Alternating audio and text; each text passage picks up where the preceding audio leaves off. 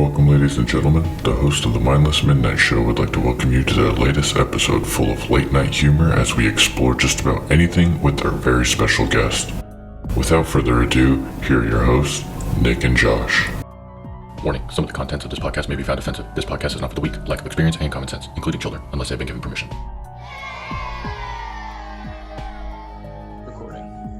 Hey everybody, welcome to another episode of the Mindless Midnight Show. Today our special guest is Mike Gagne, and he is the host of Boston Harbor Horror. It's a podcast, and we are going to definitely get into what that is. Some stuff about Mike. You know what? I'm going to let you tell us about yourself. Mike, first off, how are you doing today? Doing good. Tired, long week at work, but that's pretty typical. Oh, absolutely. So to start, most people that might be listening that would hear my name is from the Boston Harbor Horror audio drama. And it's we just finished our second season on November 15th. And I'm in the process of writing the third season with a co-writer and co-author, Carly Willis. So that's hat number one of many. I'm also active duty Coast Guard. I've been in the Coast Guard for 20 years now. And I've been stationed throughout New England. I am also a family person where I'm married and I have 3 kids, 2 of which are in adulthood, and one of them might as well be an adult with the amount of responsibility that kid's got. So, Hey, that's cool. And I'm also an avid D&D'er, Call of Cthulhu role player, and kind of a Star Wars geek. So. Yes, you are our people without a doubt, which is Excellent. awesome. So it's really great. It's really great that you're here, man. We're going to get into all this stuff. It's awesome. So now about Boston Harbor Horror, how does something like that work? Is it basically you're telling a story, or there's characters, and all of this? So kind of run it down for us. So an audio drama is essentially it harkens back to the advent of radio. You guys have seen A Christmas Story? Yeah. Yes. Okay. Was it Little Orphan Annie that he listens to on the radio once a week? Yeah, I believe so. That was the original audio drama where the old radio plays that were played before the advent of television. And with, I would say greater accessibility, but still kind of like, as you guys know from the podcasting thing, podcasts have a little bit like easier way to get into the audio realm. Sure. So there's a lot more, it's really exploded in the past like 10 years or so. Yeah. Absolutely, it has. So from the audio fiction aspect of it, it's telling a story, but you have like a full like an audio drama is usually a full cast of characters, sound effects, theme music, things like that. Whereas what you're talking about is narrative is kind of like what the No Sleep podcast is, where they take a bunch of stories from the No Sleep subreddit and they have a different voice actor just read the story over the course of the episode. Oh, wow. So mine is serialized. So each season is one whole comprehensive story with recurring characters and a continuous story arc throughout the episodes. And then, some of those characters will carry over to the following seasons.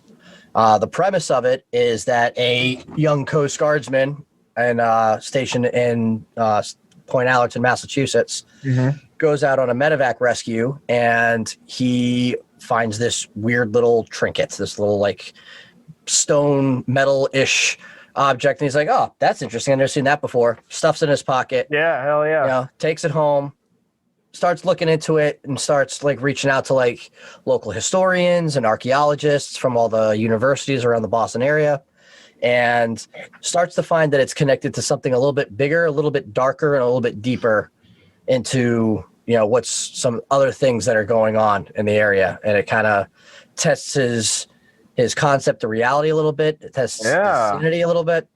So yeah, that's where it starts out. And then that's you awesome. have to subscribe and listen For sure. to know more. Yeah, guys. So yeah, y'all got to check that out for sure. That sounds really interesting. Now, did you base this main character off of yourself? Yeah, did you find this strange object? No, I have not found any occult eldritch artifacts anywhere. Okay. Thankfully, because that never goes well for anyone. Not yet. Right. Wow. It could be a good thing or a bad thing the way this year's been going. Right. Yeah, Right. no kidding. Yeah. Be like, okay, and it's like nothing is surprising anymore at this point. Like, okay, sure, bring that in. Yeah, we got 3 monoliths now. We're ready. Yeah, right. A third one. Where's the third one? Yeah, I think it was Cali, Romania. The first one was in Romania. The other one was No, in Cali. Utah, Or- Romania, California. Yeah, there. Yeah. Oh, now California's got one. Yes. That's interesting. Yes. Wow, I haven't heard that. And the internet has not failed to make us laugh, because now there's one that's like, hey, they found a new one, and it's like a piece of sheet metal, like in a terrible like Puerto rundown. Rico. Yeah. Yes. I'm like, oh, that's messed up. Yeah, I mean that's wild. Yeah. So you had mentioned Call of Cthulhu, and when you had said it, because you put the initial COC, I don't know. I initially just thought like Clash of Clans or something, the mobile game. I actually haven't heard of Call of Cthulhu. Is that a trading card game or? So this is starting to go down one hell of a rabbit hole, but it's one I'm very familiar with because I spent a lot of time there. Hey, we can go wherever we want, man. Yeah. So Call of Cthulhu is actually the title of a story by an author named H.P. Lovecraft, who lived in Providence, Rhode Island at the turn of the century. He wasn't very well known at the time. He was very reclusive. As more has been learned about him over the past 25, 30 years, he was very, very rabidly xenophobic. Oh, wow. More so than just, the product of his time type of thing. Yeah. There wasn't a lot of diversity in his writing. And he meant a lot of mention of minorities was usually not painted in a really good light. Certainly. But he was your typical WASP dude, Yeah. But he had come up with this concept of what's now referred to as cosmic horror weird fiction. Mhm. And it's kind of the thought process is this in the simplest terms is if humanity were just like ants on the ground, what would we be considered to the ant? This just massive unknowable force Right. that pays very little mind to them other than in most cases either to study them or to crush them because they're invading our homes. So it's that concept of because he was pretty much a staunch atheist. Sure. Big on science, even though some of those sciences was like eugenics and shit. So he's not not a good human being by a long shot. But the concepts that he came up with was that humanity was actually built by, aliens from distant worlds, universes, dimensions, stuff like that. And we were just kind of a byproduct of their creation. So they don't really pay us any mind unless we start to make too much of a nuisance. So there's no God, there's no heaven, there's no hell, there's no devil, there's nothing like that. It's just elder gods, outer gods, and then humanity, the ants of their realm, essentially. Wow. But this created a cult following of his writings when they were mostly saved by a gentleman named August Derleth after his death, because he only died in the early to mid 30s. And his writings have kind of influenced horror writers throughout the ages. Stephen King has credited him as being one of his major influences at one point. Oh, wow. Yeah. That's incredible. And there's a huge genre of dark fiction and cosmic horror and weird fiction that has all cherry picked a lot of the elements and even some places, beings, characters, whatnot from his writings because, he wasn't published in a book. He never published a book or anything like that. He was in a Weird Tales magazine. It was like the Mad magazine of the time. Yeah. So all of his stuff has been in the public domain for decades. So So it's not hard for someone. I want to write a story about Cthulhu because everybody at this point knows who Cthulhu is, but like 20 years ago, nobody did. Yeah. So Call of Cthulhu, it was one story that he wrote, and it's the tabletop role-playing game company Chaosium Inc. picked it up in like the early 80s, I think, right around like shortly after TSR came about with Dungeons and Dragons. Okay. Chaosium came up. They got the rights to the name and kind of like that universe to a degree. So they created a role-playing game of their own, and it's in its 7th edition now. Damn. Yeah, but it's more role-playing as opposed to dice rolling, and it's very investigatory as opposed to hack and slash type of stuff. Okay. Well, yeah, that's cool. I can see why that would be like be a thing that's growing because it's different from the norm. You know, that's pretty cool. So You locked up on me. Oh, I did or Josh did? Josh disappeared and you locked up. He's changing out his camera battery. I told him to do it before we started recording. And he didn't listen, and now here we are, and he's doing that. I was saying it's really cool because that I could see why that would be something that would grow because it's so different, you know, and it's not your normal type of thing. And you know, like talking about stuff like this, like D&D and stuff like that, it always makes me like really excited to play. I've never played, but Really? I haven't, but damn, that's something I would love to do. But that's the thing is I tend to put a lot on my plate and I never really have time to do a whole lot of anything. Yeah. So I kind of think about it and live through people that do play it like, oh, so what did you guys do on yours? Because it could go anywhere.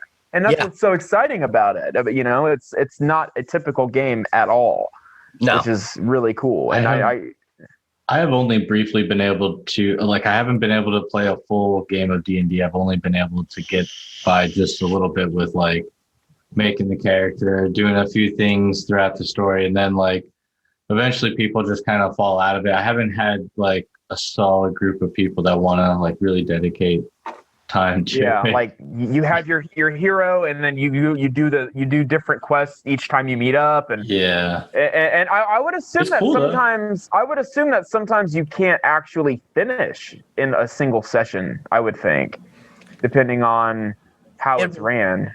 Yeah, it really depends on the type of game that you're running. I mean, there's plenty of modules out there that are set up that, you know, that either people have written or that are like just prefab stuff from Wizards of the Coast and everything, where you can do a whole scenario or a whole adventure and it's designed for like 3 to 5 hours or something like that. Yeah. Okay. What Josh was talking about is like a long running campaign where it's several sessions telling a story over that multiple time period. That would be epic. And literally, Josh, bro, that is the bane of every D&D player's existence. Is there's so many memes out there of like, you know, who wants to play D&D? We do. When do we want to play it? Now. When can we all play it? Monday's good. Wednesday for me. Friday for me. Yeah. It's a clusterfuck. And I mean, I see all these D&D podcasts and I'm like, yo, those are the people that like I got to get with. But I mean, even then, like I myself can't. Yeah, I mean, look at all the stuff that we have going on the side. It's hard, but I mean, it makes sense. So when you play D&D, do you have a specific character you always have, or do you change it up? It depends on the campaign, really. If you're doing like a long spanning campaign, which most people you want to do, because I mean, D&D was essentially like, it was, numerically speaking, it's the baseline for every fucking RPG that you play on Xbox, PlayStation, PC. You know, the concept of hit points and random number generators for damage and skills and stuff like that, that all came from rolling dice in Gary Gygax's basement in the 1970s.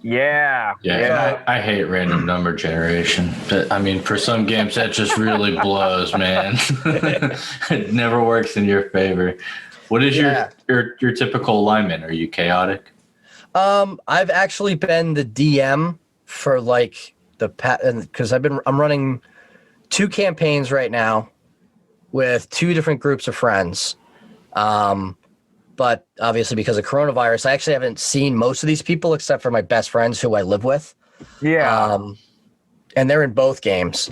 So I've been doing it via Roll20 and Discord. Oh, that's cool. Okay, cool. Yeah. So we've been trying to do it once a month. And I think the last time we played any of these games was like a month and a half, 2 months ago. Yeah. But I've been running a long running campaign with one set for probably like 3 or 4 years now. And we did it like, every couple of weeks and then like once a month. And then it's been hard to schedule at this point, especially considering like one of my friends just got, he was stationed with me. He's now transferred and he's out in Michigan on the Great Lakes. So he's not even in the same fucking time zone. Oh, wow. Yeah. Yeah. So, I mean, the opportunity is out there, even if you want to just jump in for a game session, especially like if you get on a Roll20. Roll20 is literally, it's digital tabletop role playing where they can put up maps on your screen and do all sorts of crazy shit with characters and lighting and music and everything else, and there's people that, there's hosted public games on that interface where you can be like, hey, I want to join a game. Let me scroll through. Let's see if these people will let me join. That kind of thing. Damn, that's crazy. Okay, well, I didn't know it was as accessible as that's. Oh God, yeah. Good. Yeah, that's. I'll definitely need to look into that. You said that was called Table 20? Roll20.net. Roll20.net. Okay. Yep. Yeah. ROLL numeral 2 numeral 0.net. What a great idea. Like that's so cool that they have that. So the people that you play with that you say you live with your best friends, are they also in the Coast Guard as well? No. My friends Boot and Amy. Amy's actually the writer and creator of another show alongside me, I guess is the best way to put it. Called Wander, but that's been on hiatus for a while now because most of the VAs that she had recording don't have access to their own studio space.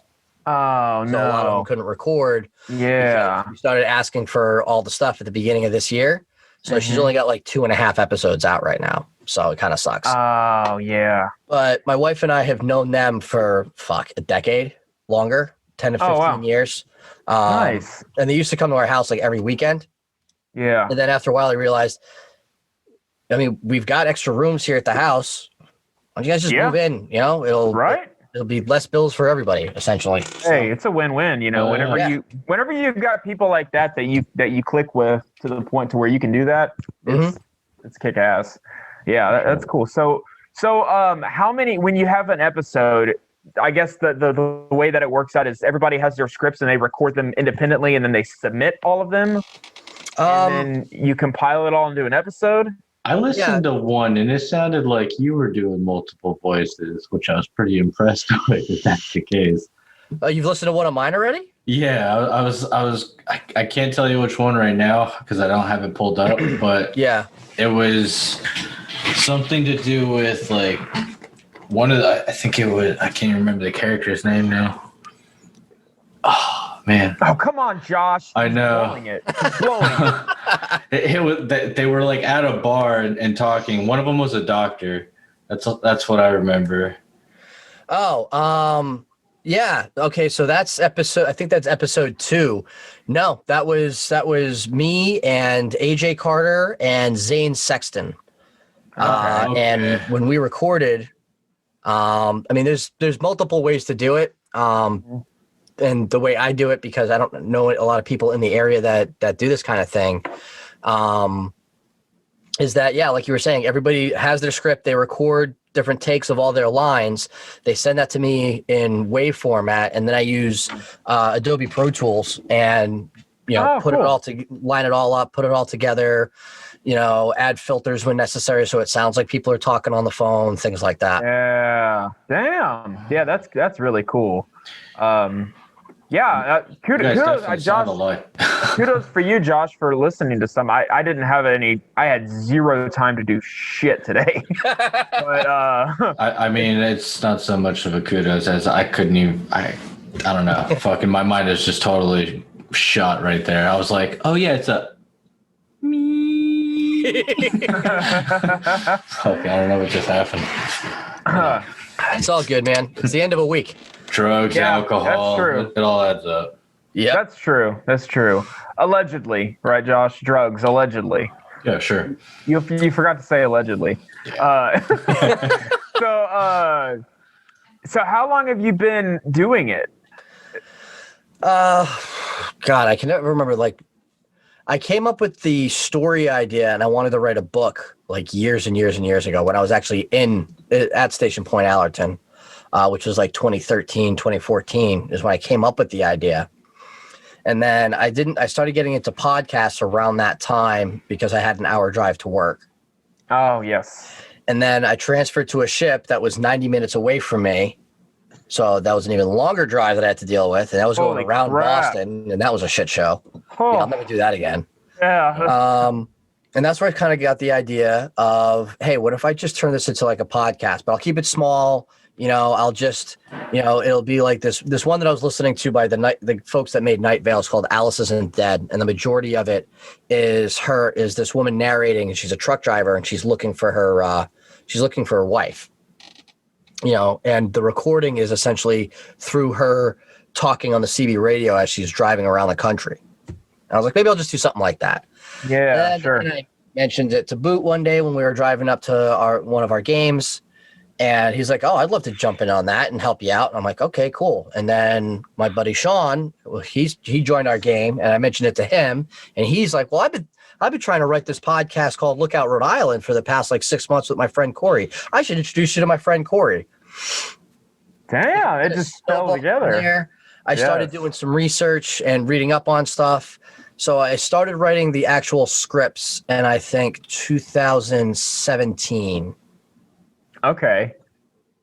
No, 2018. It was 2018 because episode 1, season 1 came out May 1st, 2019. And then episode 1, season 2 came out May 1st of this year. So yeah, I wrote the scripts towards the end of between middle and end of 18, and then launched May 2019. Wow. And it's something like that. It's like once you start, it's all you can think about, because it's like it kind of becomes your baby, Yeah. And I know exactly what that's like. That It refers to it as a cult and an addiction. yeah, exactly. Oh, I love that. So you have 3 kids as well, and you said 2 of them are adults. Mm-hmm. And do they listen? Nope, nobody in my family listens. Which is funny because all but one of them has given me their voice to use for the show. Wow. Your wife? Yep. My wife's been in there as a character. I had to, so a little bit of a spoiler. There's one scene in like episode like 7 or 8 or something like that where the main character, Alex Devereaux, is on a ship, and he's like recording a voice note, and he gets interrupted by somebody saying that he's needed up on the bridge. And it's my wife who nice.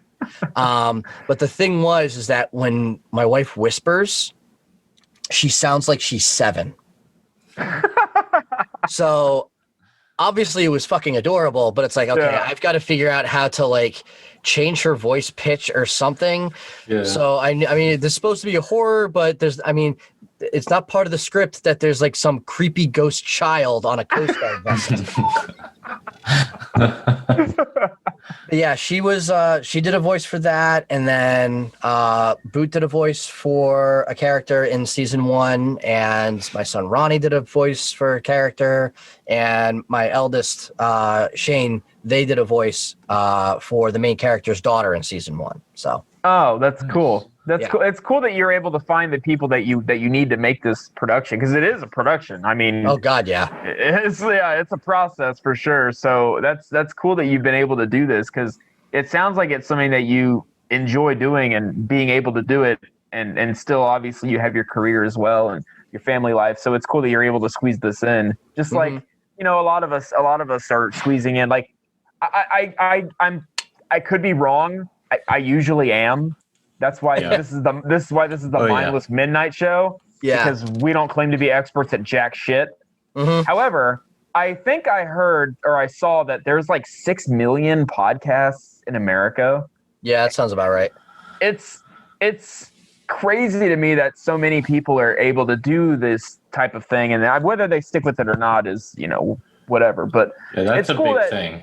Is whether or not they stick with it, because the burnout big of it. statistic that I read that I was so strung on when we first started was, if you make it past your 7th episode, then you're good. Like, or that it shows like you're kind of more in it for the long haul rather than, I guess, like most podcasts, they start up and they don't even get up to 7 episodes, which, I mean, I don't know. I guess it depends on what you do. Like, I think it's expectations, and there's a lot of people that are like, I'm doing a podcast. They tell everybody, and then everybody listens to the first episode, so they get like a big listening, and they're like, yeah, and then they do another one, and they're like, oh, okay. That was us. We saw it dwindling, and we're like, oh fuck, and we're like, we got to keep going. We got to keep going. Yeah. It's definitely a marathon, not a sprint. That's for sure. Yeah. Like you're saying, like burnout's huge, especially in the audio fiction community. Because like my like the Boston Horror Twitter account, 90% of everybody that I follow on there are all audio drama types, and a lot of them are like me, where it's like, they're recording in an apartment or in a closet. Yeah. And they've got but they don't have, they're working like some of them are like waitresses or like, CNAs and stuff like that. And exactly. Not only they're voicing one, if not more characters in their show, they're doing the writing for it. They're doing the editing for it. They're doing the production for it. They're finding music on royalty-free sites, like Jordan Cobb, who's an amazing audio drama creator, writer. Like, she is an amazing human being. She had a huge thread on what the actual cost of creating an audio fiction podcast is actually like, and if you were to spread it out the way that you would, it would cost almost as much as a TV show. You just wouldn't have to worry about location costs and video costs. That's crazy. That is crazy. That is crazy. And then, I could imagine, like, depending on like some of these people that are doing these audio fictions and just podcasting in general, I can see why the burnout could be so high. Is because it's so hard to keep you look around and you see people that are successful making it big, and then you look at your own project. If it isn't big quite yet, you're just like, fuck. Yeah. Like, oh, I'm just going to skip an episode, and then that becomes 3 episodes, and then 5 episodes, and then you just fuck it, Yeah. Like, I had to be careful of that too, because I had a big break right in the middle of season 1, that I scheduled it that way on purpose because I was so behind with everything else, like getting people's lines in and writing the scripts, because I had to give, I don't know if it's like some bizarre form of ADD or something, but I've never really completed a creative project until now. Oh, wow. So this is really big, because you did complete season 1, which is awesome. Season 2. And season 2, yeah. Yeah. So I had to give myself artificial pressure to be like, okay, I get to this point, and then I'm going to do this. So I said, yes. I know it's going to be about 16, 17 episodes based on what I've got so far. When I finish writing the script for episode 10, I'm going to put out a casting call. Because then now you put out a casting call with voice sides and stuff like that. Now you've got other people being like, yes. Hey, so I submitted my cast call. What's up with that? And now you're like, okay, well, now someone else is counting on me instead of me just being a slack ass like I usually am. Exactly. Exactly. Yeah, that's actually pretty similar to what because we're Josh and I and a few other people. We're actually developing a video game as well. Nice. As working our regular jobs and doing this podcast show. So we have a lot on our plates, and I find myself like, okay, I don't have anything to do tonight. I'm going to develop the game a little bit. So I sit on my computer and I'm like, I'm fucking tired. No, never mind. But if I if I tell other people like, okay, I'm going to do this tonight, I usually do it because the next day they're going to be like, hey, can I see what you did last night? And then I'd be like, well, I didn't really do it. And I Yeah. look like a jackass. Exactly. Do it. Yeah. So I, like you said about artificial pressure, it's perfect. And then, one thing my wife helps me with is that too, because I'll sit on the couch and just be like, I'm done. And she's like, well, you're supposed to do this, so you need to just do it. You're being a lazy piece of shit. I'm like, yeah, you know right. what? Damn it. You're right. Yeah. Right there with you, especially when it came to season 2, especially because after Jen got involved, she doesn't really, the voice acting thing, that one bit, that was an outlier. She doesn't want to be on it. Sure. But she liked reading the script. She liked reading the story. Oh, cool. Then she liked hearing people, audition. So she's become my de facto script editor and casting director. She's made almost all the casting decisions for season 2. Nice. So at one point when I'm writing, when I was starting to get lazy with season 2, she's like, you have to write a script for me to fix. Yeah. I'll hand it to her in a binder and she pops out the red pen and she's like, yeah, that's awesome. Hell yeah. And that feeling, I can feel it too, because it's like when they are involved in some way, even if they don't listen to it, the fact that they want to help makes you kind of want to get off your ass and do it, Oh yeah. Yeah. That's definitely really cool. And if you ever need a free voice, let me know. Hell yeah, I'll add you guys to the list. I can do Elmo if you ever need. I can do like a demon. So I mean, you never know. You never know what you'll need. Yeah. Give me back my trinket. Yeah, man. Any bullshit. I mean, and we know a lot of people through our game dev community. So, I mean, if you have a hard time looking for voices, definitely let us know. I'm sure we can. Yeah, man, we would love to do anything we can to help keep it going. It sounds like it's going great, which is excellent. So we're gonna take a quick, short little break, and then we're gonna jump back in, and we are going to talk about some more awesome shit. So excellent. Hang on one second, everybody. We will be right back. Welcome to the Coast Guard. Sir, when do we report for basic training, sir? Hey, what's with the sir stuff? This is just the Coast Guard. Now, come on. Who here can pantomime driving a boat? We got any boat guys here? Hey guys, welcome back. We're back from our small little break, and we're going to start off this next segment here talking a little bit about the Coast Guard, because Mike here is in the Coast Guard and has been for quite some time, and we have a couple of questions, and one of these is a listener question, and the question is there or has there ever been a time that you know of that the Coast Guard has ever been deployed for any reason? Constantly. All right, yeah. Okay. The Coast Guard has been deployed in an active military, I don't want to say active military status because we are in active military status, but in every major war since its inception in 1790. Wow. We're involved in the War of 1812, Spanish-American War, World War I, World War II, Vietnam, Korea, Persian Gulf, all of that stuff. Oh, wow. We had, because a lot of our stuff shallow water. So we had shallow water patrol boats going up the rivers of Vietnam during that conflict. We're very proficient with boat handling, especially small vessels. That's kind of like the bread and butter of all of our search and rescue and law enforcement is small boats. So for a time, Coast Guard boat coxswains, which is the term for a boat commander on the nautical side of things, they would drive the Navy boats.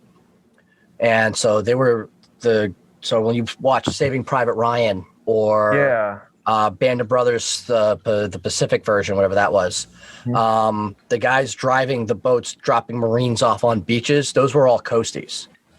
Oh, wow. Yeah. Okay. Our singular Medal of Honor winner, Douglas Monroe, He was a boat coxswain on one of those Mike boats and saved, I can't remember the number, but like he saved a shitload of Marines during the Battle of Guadalcanal when they were evacuating the island. It was like 52. Damn. I mean, I remember that. It was a pretty high number. Knows something? It was like hundreds. It was hundreds because he made like 3 trips back and they could hold like 50, 60 people per one of those landing boats. Yeah. Oh, okay. No, this is somebody else and hundreds. Holy shit. Yeah. One person? Yeah. One guy driving a boat, running it up on the beach, collecting, broken Marines, sealing up the boat, turning around, driving back out to the ship, drop it off. And he ended up getting killed during that action. Oh, fuck. Damn. Yeah. But Oh, wow.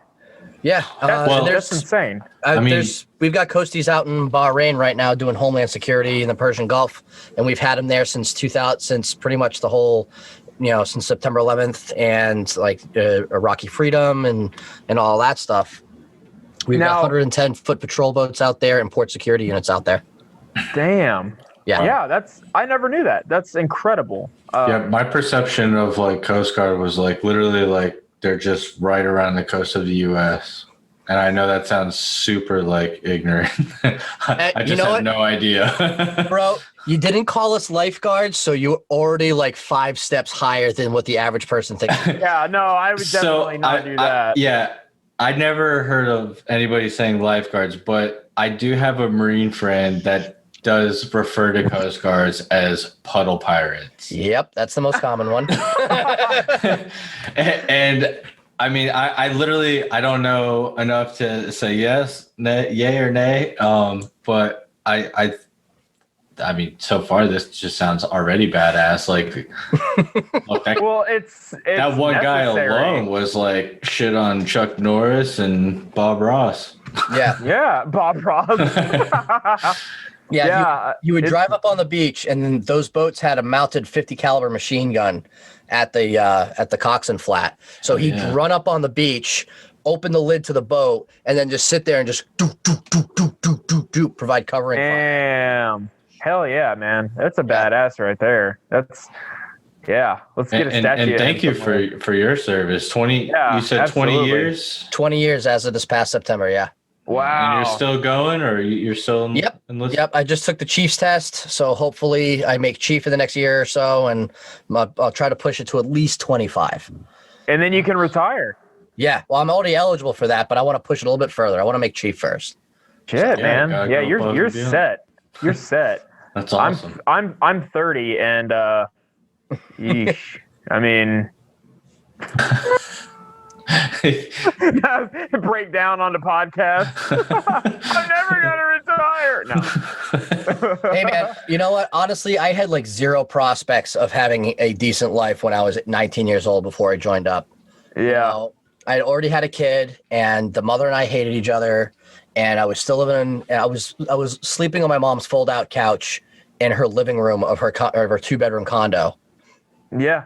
And I was working a dead-end job as a factory worker at this chair company that made reproduction antique wood chairs. So I go to work at 7 a.m. and spend 8 hours a day with a grinder hunched over a bench, grinding grooves out of the bowls of wooden fucking chairs, and just covered in sawdust every time I came home. Oh my god! For like $7.50 an hour. Yeah, that is brutal. Yeah. And wow. I guess I can't shit on myself too much, and I will say this is going to make Josh laugh. I'm a plumber. Apparently, I bring it up every single time we ever do anything. Anytime he can, he's like, "I'm a plumber. Check me out." You're a plumber? Yeah. I'm a dude. New construction and remodel. I've got so much respect for you because I've been a homeowner for 10 years, and the amount of fucking plumbing work that I've had to learn how to do. Yeah. I've replaced sinks. I've replaced faucets. I have a 50-foot fucking snake that I've had to use to go through various orifices of my bathtub. Yeah, dude, I do everything, man. I do every stage of construction. This sip's for you, my man. Yeah. Woo. All right. Well, I guess I'll drink to that. Josh, you still suck. Hey man, when if and when I do move to Texas and your AC goes out, don't call me. I won't. No, yeah, that's true. Josh was AC repair for. I am while, Florida's god. yeah, man, no kidding. That's awesome. So, what is something that's happened to you or you've done in the Coast Guard that was really memorable? I'm sure there's quite a bit, but I don't know. I just sprung that on you out of fucking nowhere. But it's not even that. There's a few of them. So many years. I mean, I'm sure there's a shit ton of stuff you got. it'd be funny if you were like nothing. Oh, okay. No, the screwy thing is like a good majority of like the most like vivid memories of like crazy stuff that I've dealt with are usually like really fucked up situations. You know? Okay. So yeah, sure. What's a good one? Well, I could either go with, fucked up things that happened at a unit or, really cool stuff that I've done at a unit, and they do not coincide really at all. I mean, we can kind of do like a shit sandwich type of deal. Like, okay, so something good, something shitty. Let's start with something fucked up that happened. Let's see. Well, there's at least 2 occasions where I almost died. Oh shit. Oh, lovely. But it wasn't doing anything cool. It was literally just like grunt work stuff. So, one of the 15 million missions that the U.S. government likes to give the Coast Guard, because when something pops up and they're like, well, who do we have do this? Give it the Coast Guard. They'll do it. Yeah, okay. Oh my God, I can only imagine. So one of those things is maintaining the aids to navigation on America's waterways. So, Josh, being in Florida, I'm sure you've seen the ocean at least 3,000 times. Yeah, something close to that. So all the buoys in the water, somebody's got to make sure that they're in the right spot. Everybody's got to make sure that they're not falling apart. And that's is us. Ah, okay. Now, I had always believed those were anchored down. Like, I figured there was a chain. Okay. Mm-hmm. I thought they were placed by God. Like, all right, get the hell out of here, man. Okay, sorry. I was told no religion on this. Has that become open season? He doesn't listen. To what? Yeah, what are we talking about? No. So we have several classes of ships that handle this. So I was on one of them. It's 175 feet long, and it was out of Rockland, Maine. And have you guys been to New England at all? Visited any of the states up here?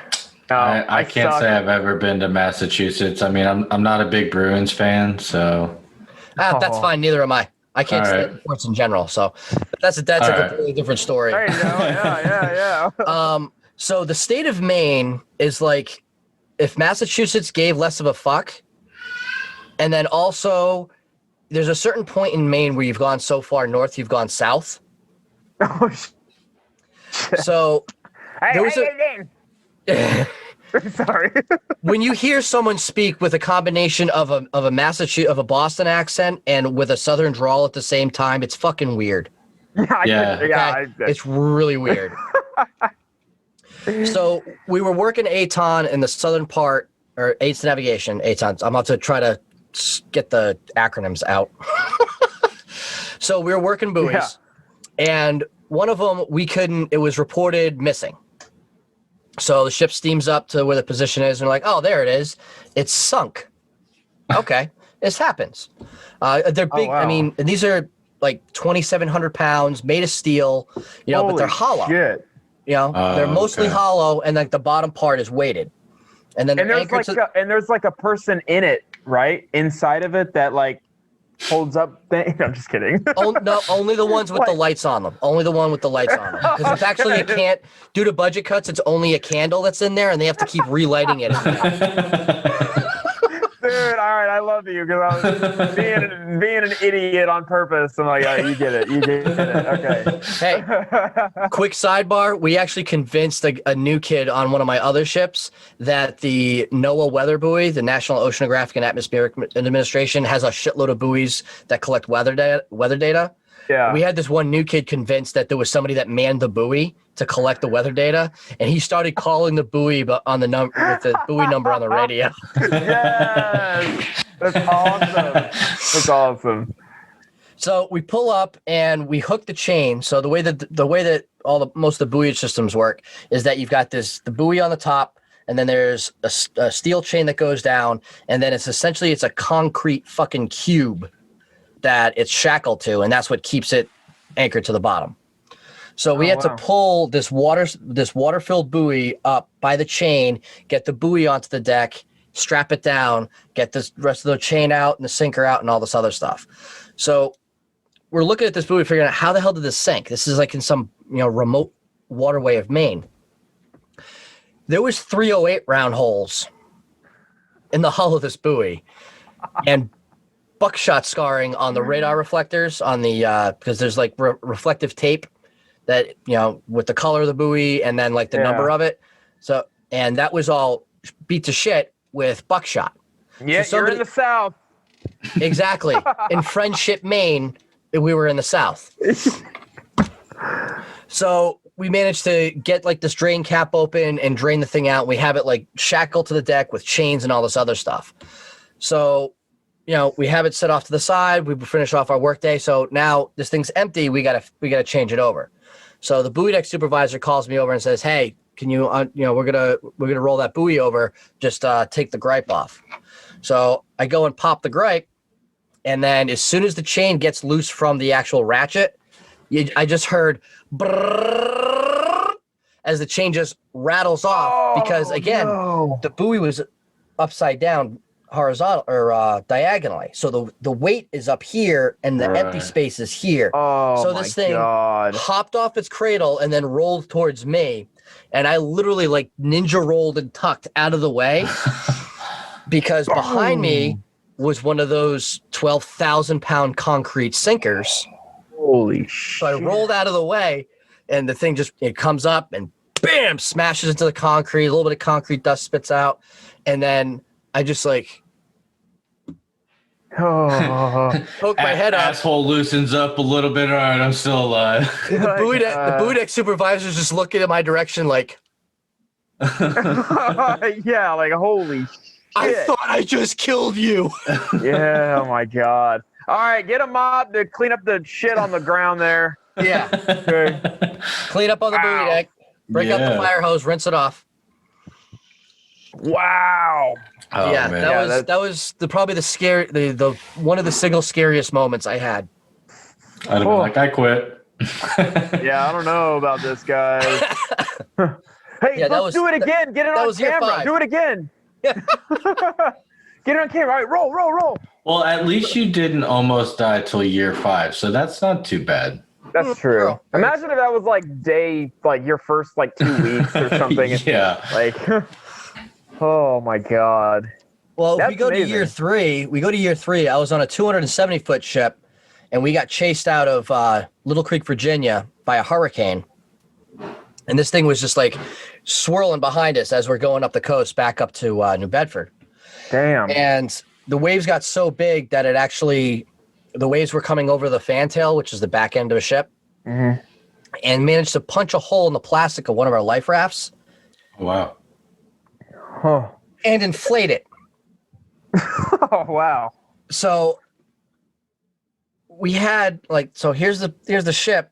There's a line coming from here with a 20-person life raft fully inflated, whipping around in the wind like this. Oh, wow. And 25 people pulling on this line to get the fucking thing back on board. Oh my God. They eventually got it on board, stuffed it in the helo hangar, and we were done with it. But yeah, that's another one of those weird fucked up situations. That ship had issues the 2 years I was on it. Whew. That was one of many. I imagine so. I mean, but regardless, they are still some really impressive pieces of boats, whatever you call them, seafaring machinery. It's your little boat. It's just a little boat. I mean, they do. It's some impressive shit. I've watched Future Weapons. A lot of cool things on there. Yeah, hell yeah. So the 2 coolest things you could probably watch that concern the Coast Guard would be, I think it was Blue Planet, they did one of their, it's a documentary series. I've heard of it. I thought Yeah. that was with It's like old. ocean animals. So, well, some of it is. One of the episodes dealt with storms, Okay. and the one of the common jokes that we use with the Navy is that when it's too shitty for the Navy to get underway, the Coast Guard's the one actually getting underway. Yeah. Yeah. So what they feature in that particular episode is the National Motor Lifeboat School out in Cape Disappointment, Washington, and it's right at the mouth of the Columbia River. And because the way that the river is set up and the way that the Pacific Ocean works between tides, currents, and wave formation and wind and stuff like that, it pretty much creates pretty steady large waves and breaking surf right at the mouth of the river. Oh, damn. And that's where we train all of our heavy weather coxswains and surfmen to operate our very specialized boats in heavy weather situations. Did you guys have like torpedo boats or something, like personal torpedoes? No. We've got we've got a couple different heavy weather boats. One of them's the 47-foot motor lifeboat. It was built in the late 90s, and there's like 400 of them in service still. Okay. Oh, shit. It's designed to take 30-foot waves, 20-foot breaking surf, Jesus. and 50 knots of wind, which is just under 60 miles an hour. Wow. So this boat's designed to go up and over 20 to 30-foot waves. Freaking, that's crazy. God, So- I can't imagine being like, whew. Oh yeah, it's an experience. I went to that Yeah. school, I and it's bet. an experience. Yeah, I bet. Holy I've seen crap. that one show where they're like out in the like Alaskan wild rapids or whatever, like fishing and stuff, and it's just like these like torrentious, like horrible waves hitting them and crashing them, like tossing the boat like a rag doll, and I couldn't imagine. I'm not a big fan of the sea. I don't even like the beach to be honest. So. Yeah. Josh does not like Florida at all. Yeah, no, I hate Florida. Born and raised, but absolutely fucking hate it. That seems to be a common theme that I've heard from most Floridians that aren't in Florida, and some of them are in Florida. Like, I was talking about my brother earlier. He grew up in Daytona. He does not like Daytona. He liked LA so much better. Yeah, Wow. I mean, dude, Florida is its own beast, and I mean, I've seldomly gone out of state. I've mostly been, when I do go out of state, I mostly go in the Carolinas or northern Georgia, and so much better. But we even recently had a medium on who basically said the entire city that I live in, all of Orlando, Florida, has like the shittiest energy. So like, just like basically set me up for failure. Like I'm just like already in the spot that's just so shitty. I gotta leave. God, that explains my cousin so well, because I have a cousin that lives in Orlando. Yeah. It's like, nope, it sucks. Yeah, I don't Yeah. blame you. So you said there was 2 instances where you almost died. So the first one you told it. So Death the by second buoy. one. Yeah, Death by Buoy. The second one, I joked that I almost died. It was more like I almost lit myself on fire. Okay. So, Underwater? no, it was on No. the funny thing is it was on the same ship doing the same job, It was cursed. just doing buoy stuff. So one of the ways, the way that we like, because so there's times where like, because the way that the chain is, it rubs on itself as the tide goes up and down. Yeah. After a while, steel rubbing against itself in a saltwater environment, it starts wearing it down. So you have to take that part out and put new chain on. Okay. That makes sense. But it's not like we're going to sit there with like an arc welder for a half an hour to, weld these pieces together and go through all that tungsten or whatever they use for welding. I'm not a welder, so I don't know. Yeah. So the method in which we do it is that we use an oxyacetylene torch. We cut the old section off. We put a new section on with a shackle called a heat and beat shackle. So what it is it's a horseshoe like this, and then a pin that goes through it. And on one end of the pin, it's got like a bowl cut into it. So you sit there and with the torch and you heat that bowl until it's like white. And then two guys come in with fucking sledgehammers and beat the shit out of it until it mushrooms down. Ye old blacksmithy.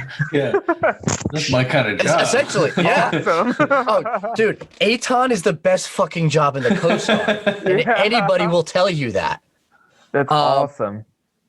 The third part is that somebody like after they've beat it down as much as they can, some guy comes in with an angle hammer, like a 45 angle hammer, and it's called peening it. So it's just kind of like smoothing it out the rest, and they come in with this little hammer and go ding ding ding ding ding ding ding ding ding ding ding ding ding Wow. all the way around. But they gotta work fast as hell. They gotta work fast though, because it'll cool down, right? Or they keep it heated. Yeah, no, we can reheat it. We can usually, but we try to get this done as quickly as possible. Yeah. The faster we get this done, the faster we go home and consume copious amounts of alcohol. So yeah, of course. I mean that's always ideal. I feel like reheating it would ruin more so the structure of the actual metal itself. No, but that's besides the point. We got alcohol. The steel's so thick. It's not like you're dealing with like forged in fire and you're making hardened blades and quenching them. It's that'd be cool though. Come on, Josh. He makes it sound like they should be fucking quenching swords and stuff. Like they're fucking doing cool. Speaking of quenching swords, I mean, kinda. Have you guys fucked up some pirates or something? I mean, me personally. Are they real? Like, are pirates real? Yes. Yeah. Okay. Oh yeah. Hell yeah, they are. Piracy is one of the few international crimes where it's considered a crime across the entire fucking planet. Wow. Strangely enough, it's piracy, slavery, and illegal broadcasting. Whoa. So what we're doing? No. Yeah. Think more pirate radio. Yeah. Wow. Yeah. I mean, I never dealt with pirates, and one of the ships that I was on went to the Caribbean at least like twice a year. Yeah. So it's not like we saw much down there, and it's not prevalent, but it does happen down there.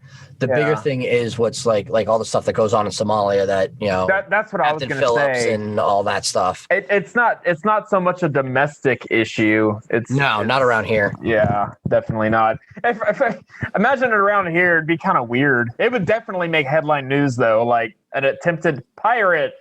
Yeah, I mean it's happened off of like Dominican Republic and stuff like that. Like people will go and like jack some of these huge sailboats because if it's a sailboat and it's large, it's money. Right. That's true. Yeah, that's true. Take it from those rich bastards. Yeah. I mean, I've seen a few videos of like people being chased out in the open sea, but like I never know what's actually going on with those videos. So like, I don't know. I think if I were to be a pirate though, I would definitely just rock a sword because you're not going to get shot. Nobody's going to shoot you. I mean, unless you're like really going at him with a sword, but like, I'll just be like, I'm Captain Retard from Florida. Give me your booty. You would make the news. Be like, Florida man, because that's the best headline ever. Florida man rolls up as a fucking pirate and tries to like with a cutlass that he bought at a local Ren fair. Turns out it was plastic. Even better. Yeah. I mean, that's awesome. It's definitely some shit I would do. I mean, why not? Why not? Why not? Especially if it made the show bigger. I mean, because we got a decent following, but imagine if we did shit like that, you'd be. Oh yeah, for sure. I mean, the next episode would be coming from jail because you'd be in jail, but that's okay. We can figure that out. We'll make it work. I mean, if I can get Wi-Fi in jail, I'm pretty happy. Yeah, why not, right? Why not? You'd be all right. I mean, if you're talking about me being able to stream in jail, I don't know what's the problem with it then. Like, hey Josh, the show's going great, but in the background there's a dude shanking another guy, and I don't know, it's kind of weird. Oh yeah, that's Tebow. He snitched. Okay, yeah, of course he did. Snitched in the cafeteria. So, being in the Coast Guard for so long, what's some shit that you've learned that you've been able to like, be it discipline or whatever it might be, something that's helped you in your like civilian part of life? Honestly, this is going to sound really weird. Certain standards of cleanliness, which it doesn't happen at my house. And honestly, like from the Coast Guard perspective, it's being flexible enough to work crazy fucking schedules on top of learning how to do all sorts of random shit. Yeah, I could see that. Because unlike a lot of the other branches, we're considered small military because, like, in total, there's 42,000 active duty Coast Guardsmen for the whole fucking country. Yeah, that's Wow. yeah, that's a 42,000 lot. of us. That's a lot for like a 300 million plus people in America. I don't even think that's. I mean, that sounds like a pretty good number. I guess. think that's less than one person per like 10 square miles of coastline in the United States. Yeah, because how many of those people are on a boat at a time? It's really. I mean, it sounds like a lot, but it's not. You'd be What surprised. you're saying is you're hiring. Yeah, actually we are. Josh, take a drive down to a marina in Miami. I have lived in Florida almost all my life and not once been ever to Miami. I use that as an example because Miami is one of the busiest search and rescue stations in the Coast Guard. Oh wow. It's also one of the largest. I think they've got like something like 60 or 70 people at that one small boat station. And they run probably like a half dozen boats out of there. It's insane. And the thing about recreational boating, and if you have anybody that recreationally boats in your audience, they might not like me after I say this, but the problem with most boaters is that, number one, all it takes to drive a boat is money. Oh yeah. Yeah. Oh yeah. That's for sure. So when it comes to boating, there's No usually more knowledge, money no than skill. No sense. knowledge. Exactly. Yeah. Especially like in major touristy areas like Florida. Oh And a lot god. of places down south. And I mean, there's even a lot of places up north that are like this too, where renting a boat is easier than renting a car. You don't need a driver's license for it. Yep. And I think 49 out of 50 states don't require a driver's license. Maybe only half of them require a boating safety course.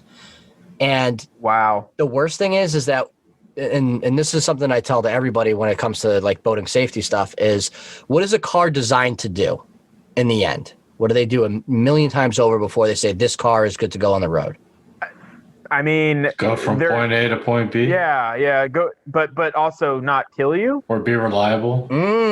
Crash. Yeah, crash. There you go. If you think about all the safety shit that goes into a car, you know, everybody like, what was it during like the mid to late 90s where like crash test dummies were fucking toys? Yeah. Because everybody knew they designed cars to crash and not kill people on the inside of it. Yeah. Boats don't have that. Boats don't even have brakes. Yeah. And some of these things can fucking move. Yeah. And it's not, you know, and when you have a boat that's going the same speed as you on I-95 heading to Key West. Yeah, it's crazy. yeah, it's. I could definitely. I can get that. I mean, I know like they have like the reverse function on them, like which is not necessarily a brake, more so just a counteract, and it's not anything too immediate. I don't know. I feel like I know. Well, so how fast is like the fastest boat that you guys use in the Coast Guard? 5,000 miles per hour, Josh. I just feel I don't know. I feel like the ocean's so wide open and vast. Like you should definitely be able to brake, or at least move. Highway speeds. Oh, so about like 70, 80?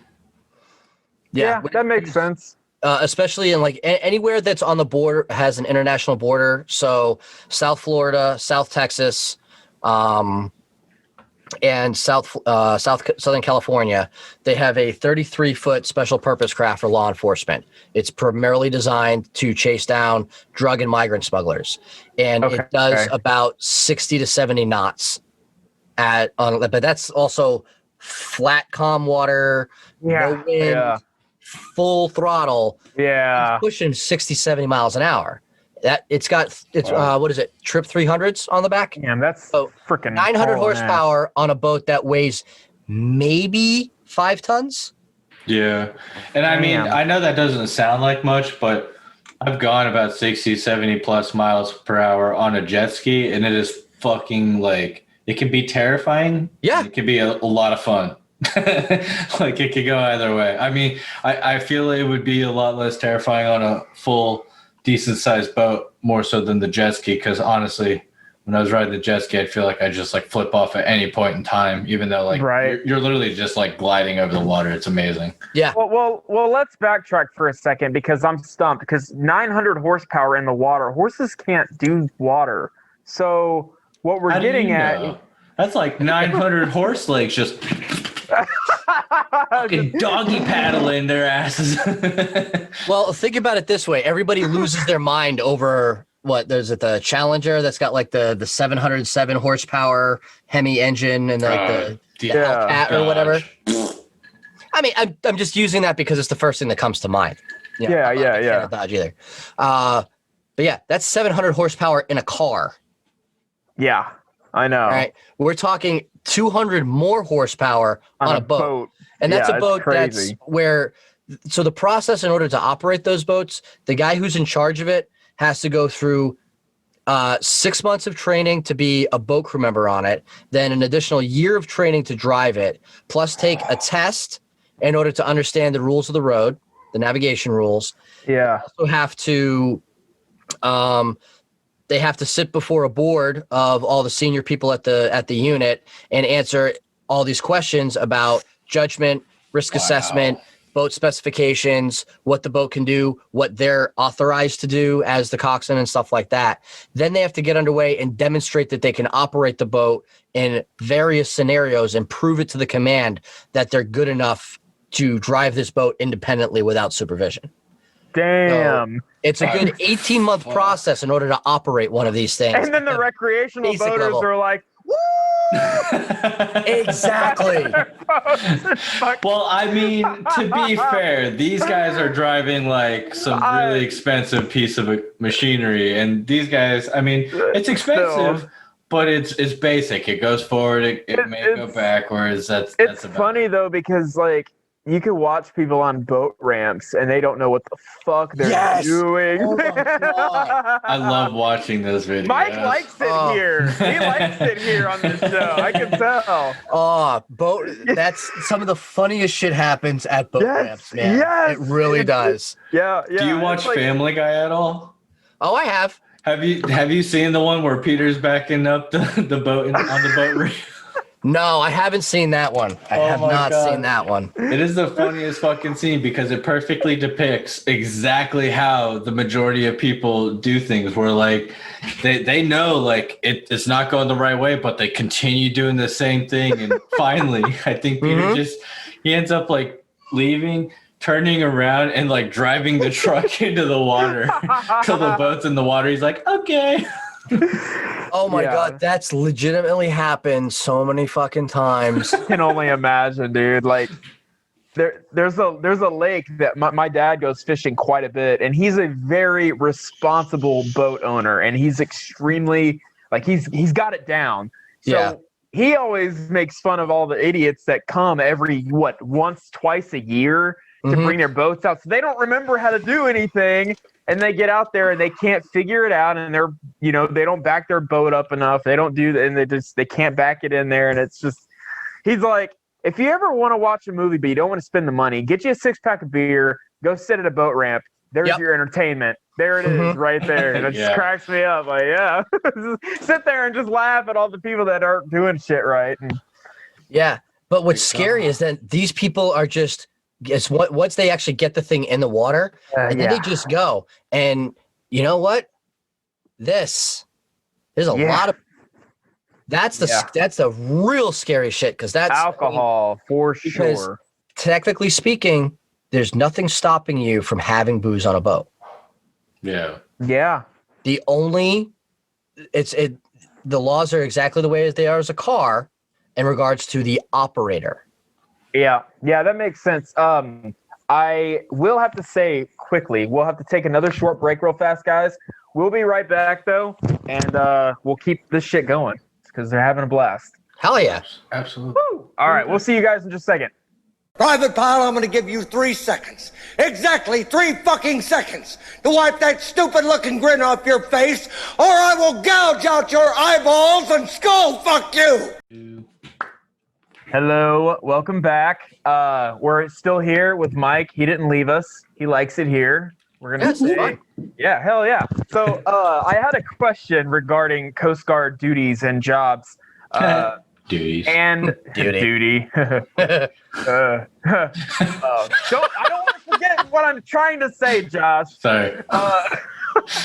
So when a dead whale, a beached whale, appears on the beach, does the Coast Guard have anything to do with that? Like, do y'all have to do anything with that? Like, No, it's SeaWorld.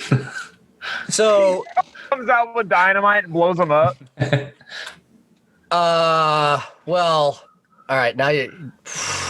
So you're Putting opening them up on the some- spot. No, you just my opened God. a hella can of worms because Oh shit! I'm trying to remember that. So does Coast Guard have anything to do with it? Sometimes. Number 2, that's actually an element of one of the seasons of what I wrote. And 3, yes, at one point they tried to clear a beach of a dead whale by blowing it the fuck up, and it did not go Yeah, well. I heard about it. I've heard about that. It was like the late 80s when they tried to do it, and they packed a shit ton of dynamite in a fucking sperm whale, which, Yeah. you know, for any of the literary types, a sperm whale is what was in Moby Dick. Yeah, they're huge. Yeah, and it blew up and just sent fucking whale chunks everywhere.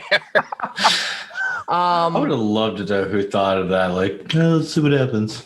Yeah. It was probably somebody that was like super overconfident and seemed smart.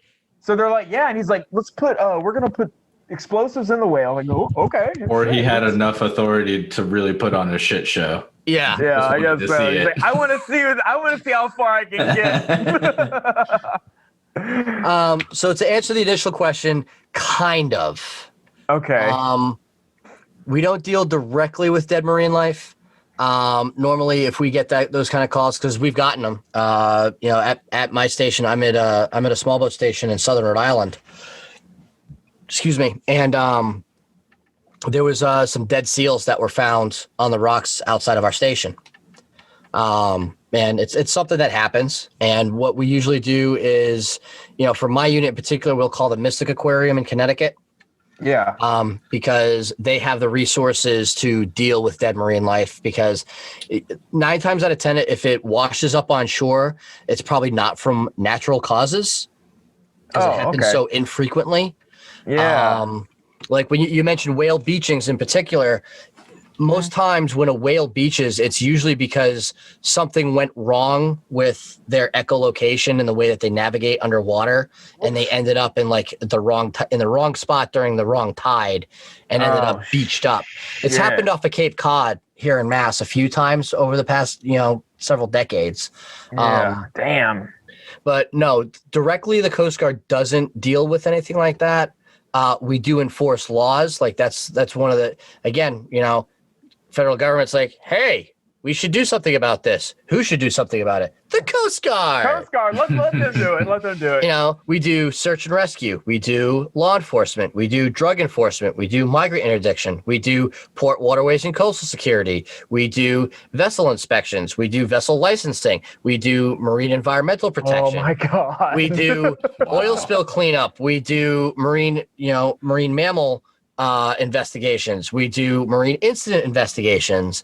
Like, there's a lot of shit we do. Oh, can't forget, aids to navigation. Wow. Yeah. Yeah. So it's like the government can't figure out what to do about a certain thing that pops up. Hand it to the Coast Guard. So That's what happens. Who is the main, like if shit gets like really crazy there and they hand it to the Coast Guard and like you guys just immediately may not know or it's just not in any type of protocol? Like for say aliens, like if alien ship landed in the ocean. Are we gonna go 3 episodes in a row about talking about fucking aliens? I'm sorry, I like aliens. It's okay, damn we it. can. I'm just saying. The Coast Guard does not have any kind of alien protocol that I'm aware of, but I'm also an enlisted person, and I'm only an E6 at a small boat station, so I wouldn't be quite anywhere near the level of what would. Okay. What That's because the contingency Coast for Guard that. is ran by aliens. No. Makes sense. All I makes get it. sense. I saw it online, bro. So It's got to be true then. It's got to Yeah. be true. absolutely. He gets it. He gets it. Speaking of like beached up whales, we had a last moment listener question is what's the craziest animal confiscated or craziest rescue or most memorable? Or do you guys even deal with like confiscating or confiscations of animals? They just, maybe.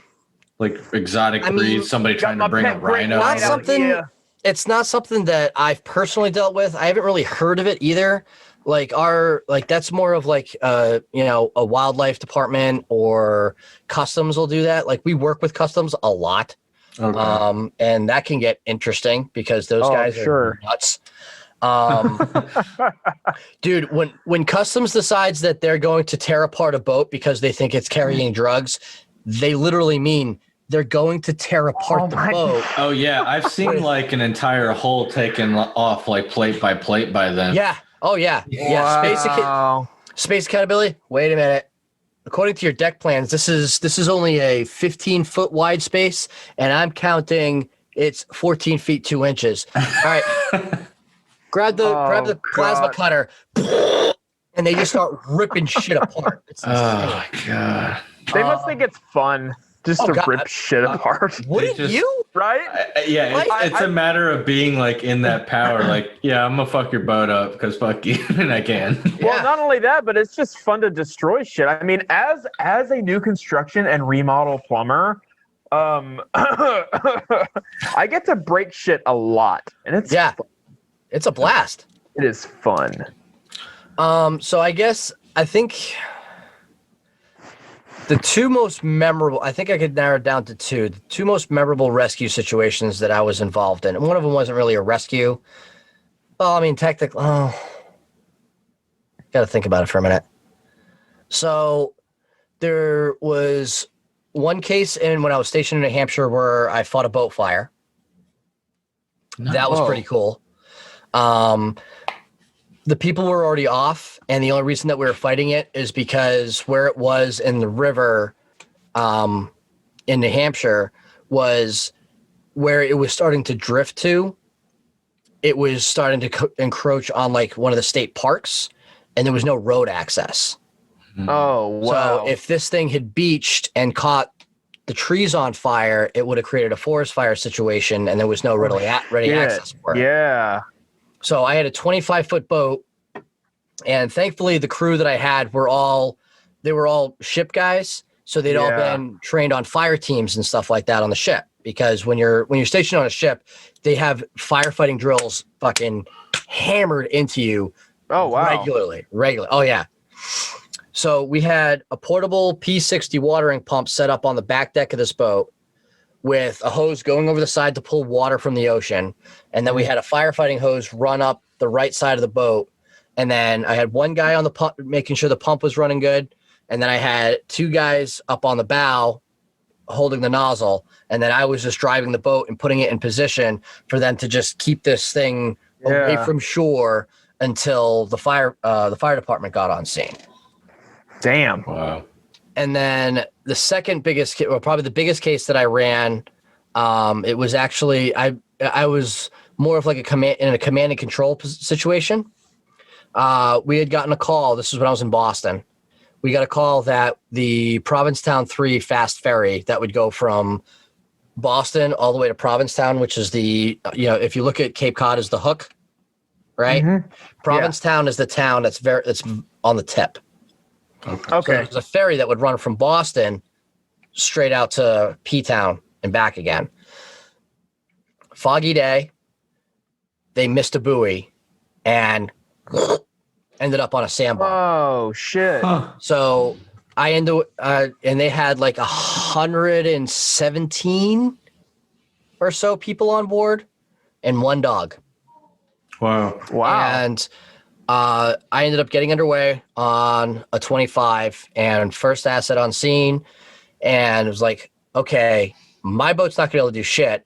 But then I had Station Boston sent down a couple of their 45 footers. And then the cool thing about Massachusetts, and I think Florida is the same way, is that each town and city in Massachusetts that's on the coast has a harbor master, that's also a municipal police officer. Oh, so cool. We had a whole bunch of resources able to come in. Yeah. So I was able to coordinate with the Coast Guard station in Boston, plus Quincy Police, Mass State Police, Mass Environmental Police. I think I said Quincy already. Hingham Police, Weymouth Police, all those guys, and pretty much set up like a bridge of boats alongside this ferry. Oh, wow. This fast ferry, and just start having people line off, go off to another ferry to get offloaded, come back, pick up more people and more people and more people and more people. That's super cool. Yeah, it was pretty wild. It's the dog's fault. It should have sensed something was wrong. That's what dogs are supposed to do. So that's bullshit. I was going to say, freaking. Should blame the dog. So before we get into all the crazy stuff, we have two more listener questions. It's fire away. Have you ever found? Them. No, I'm kidding. I'm totally kidding. All right, this show's no longer being watched. Have you ever found sunken treasure or not so sunken treasure? No. Unfortunately, one of the things that we actually find a lot is bodies. Oh. Yeah. So do they float? Are they sunken or not so sunken? So from the biological standpoint, after a corpse is decomposed for a certain amount of time, it builds up gases inside of it. So even when a person initially drowns, they might sink down. Yeah. And then they'll go with the current in which way or the other. And then after a certain amount of time, those gases build up and they float back up to the surface. Okay. So since I've been in, I've recovered 3 corpses, and that's low. That's not too bad. Yeah, I was. Again, I've only been stationed in New England. That's true. You want to hear some fucked up stories? Talk to anybody who's been stationed out at Golden Gate in San Francisco. Oh, yeah, that makes sense. The station, station Golden Gate, which is in San Fran, can see the bridge. Yeah. Golden Gate Bridge is the most commonly used bridge to commit suicide off of. Yeah. Oh, and because of proximity, the watchstander at Golden Gate actually can see people. Oh, man. Yeah. This is going to sound really fucked up, so I'm just going to forewarn you. Yeah. One of the coolest things I did see was actually a corpse. We had gotten a call that this guy, he was mentally ill. He had gone off his medication, and he decided that he was just going to row out to sea. So he hopped in his kayak and just rowed out. Oh, shit. Vanished. Nobody saw him. A couple of weeks later, we get a call from local Marine Patrol. Said, hey, we got this guy. Bringing him on board, bringing him back. And the way that our pier was at the time is that where the Marine Patrol tied up was outside of an enclosed area. Mm-hmm. And the unit that I was at, I'm not going to give too many details. The unit I was at, that pier was very open to the public. Oh. So we brought him off of the Marine Patrol boat, brought it inside of our boathouse, which is completely enclosed so nobody could see it. So we didn't have anybody taking pictures or anything like that. Yeah, yeah. The cool thing about this, and this is because I'm a morbid fuck. Hey, that's okay. Is that he was gone for so long that any exposed flesh was gone. Oh, yeah. So he's in a Stokes litter. So it's essentially a Stokes litter is a long metal basket with flotation pads on it. So we can like dip it in the water, strap people in, and pull them out of the water with it. Oh, we had him strapped into one of those, and his entire skull was just bare. Wow. So he was like wearing like a plaid shirt and a life jacket and khaki pants and hiking boots, and like his sleeves were rolled up to like his elbows area, but there was nothing here. Wow. It was just bare human crazy. skull. His hands were gone, but you could see his ulnus and his ulna and his radius and his forearms. Wow. And I'm wearing rubber gloves. No. The thing is that we ended up carrying him down the brow the wrong way. The brow is like the gangplank that goes down from like a solid pier to a float pier. Yeah.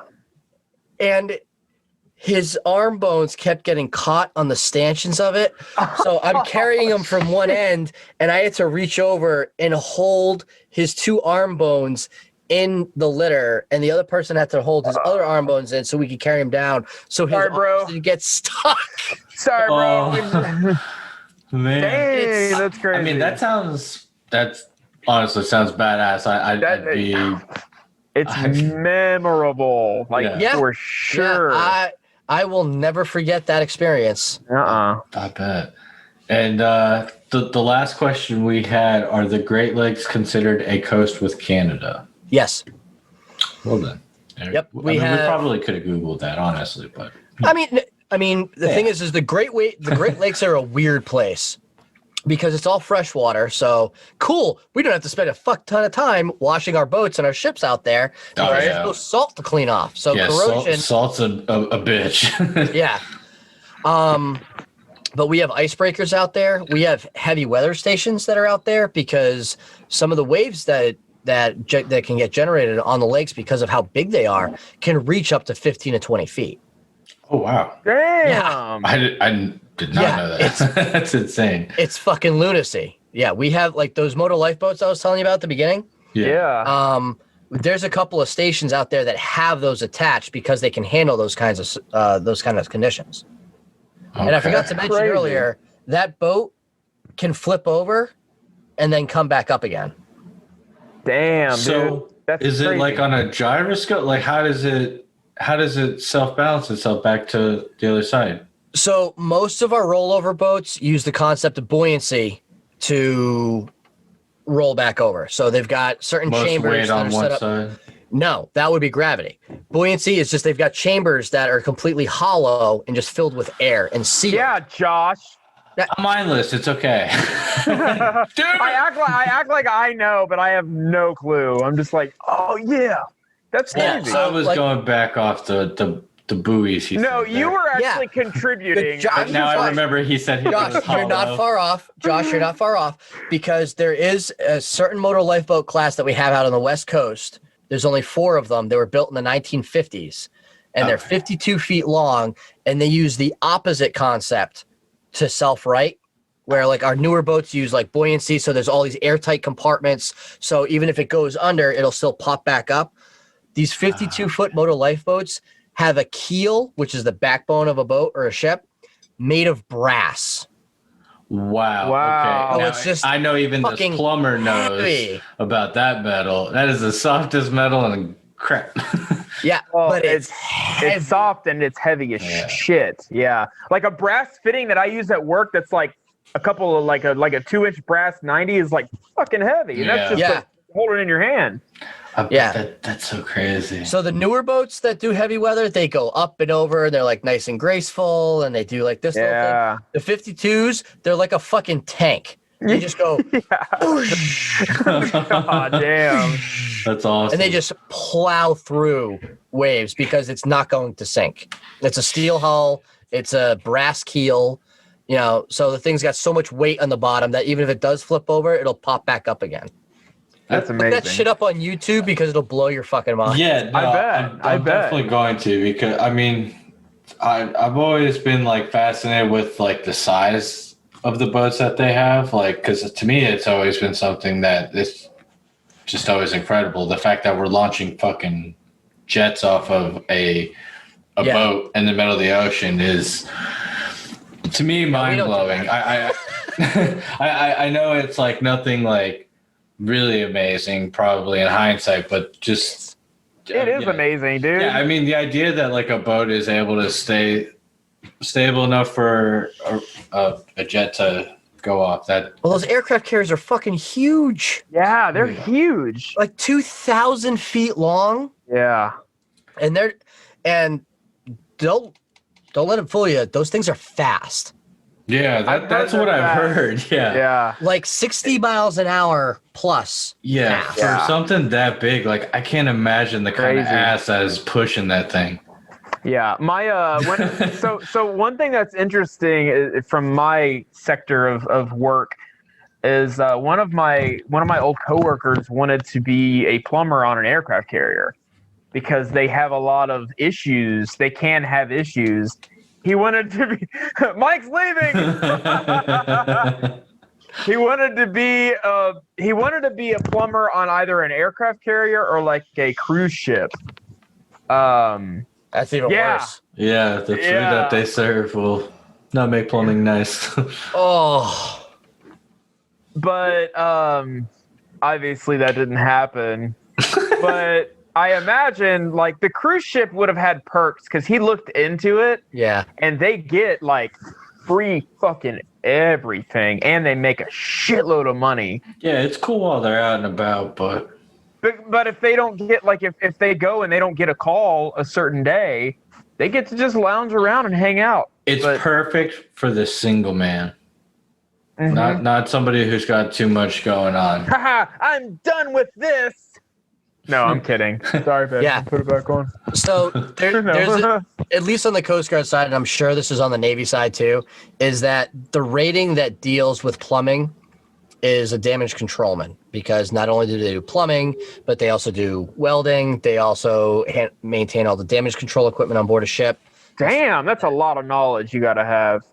Oh God, yeah. And the Coast Guard's lousy with it because there's only like 15 ratings in the Coast Guard that has specific jobs, but those specific jobs are so huge. Yeah, I mean, I'd imagine. Where like, so my rating in the Coast Guard is a bosun's mate, and it's shortened to BM.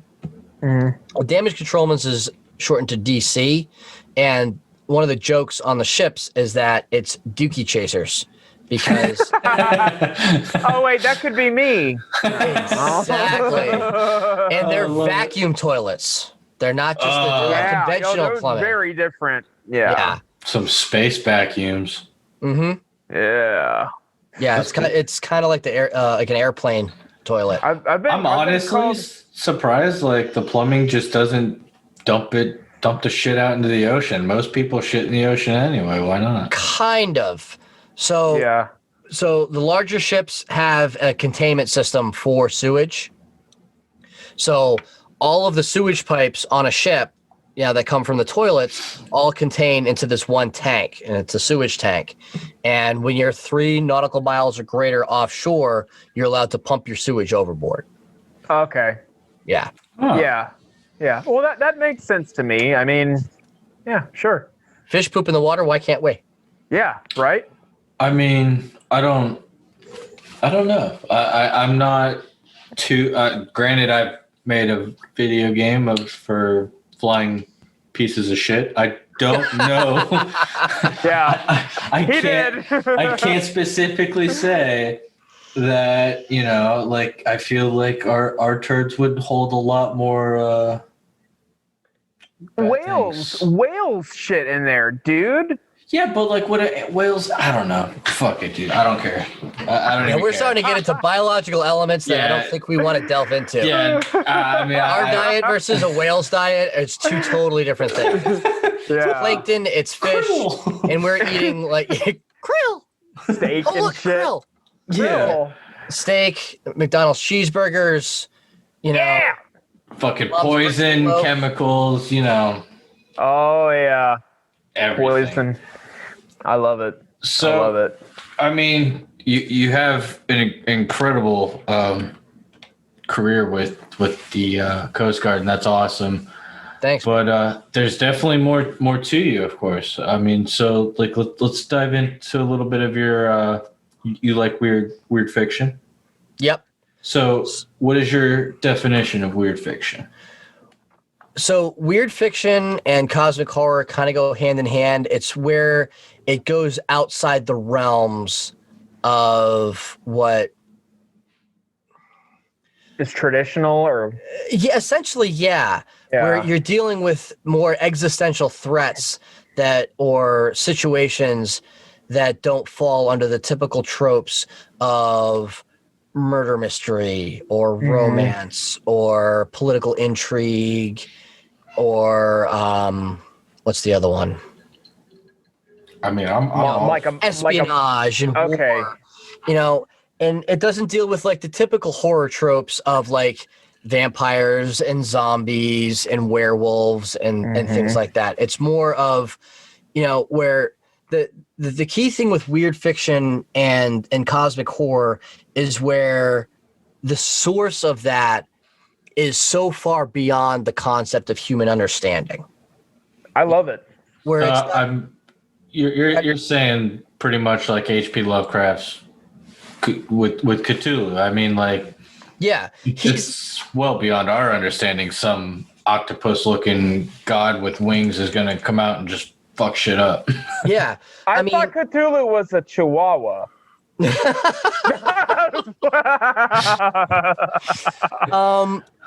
Well, exactly. Like when people normally think of horror, they, the most common things that come to mind is like your classic movie monsters like Frankenstein, and Dracula and the Wolfman, or even zombies and slasher flicks and stuff like that.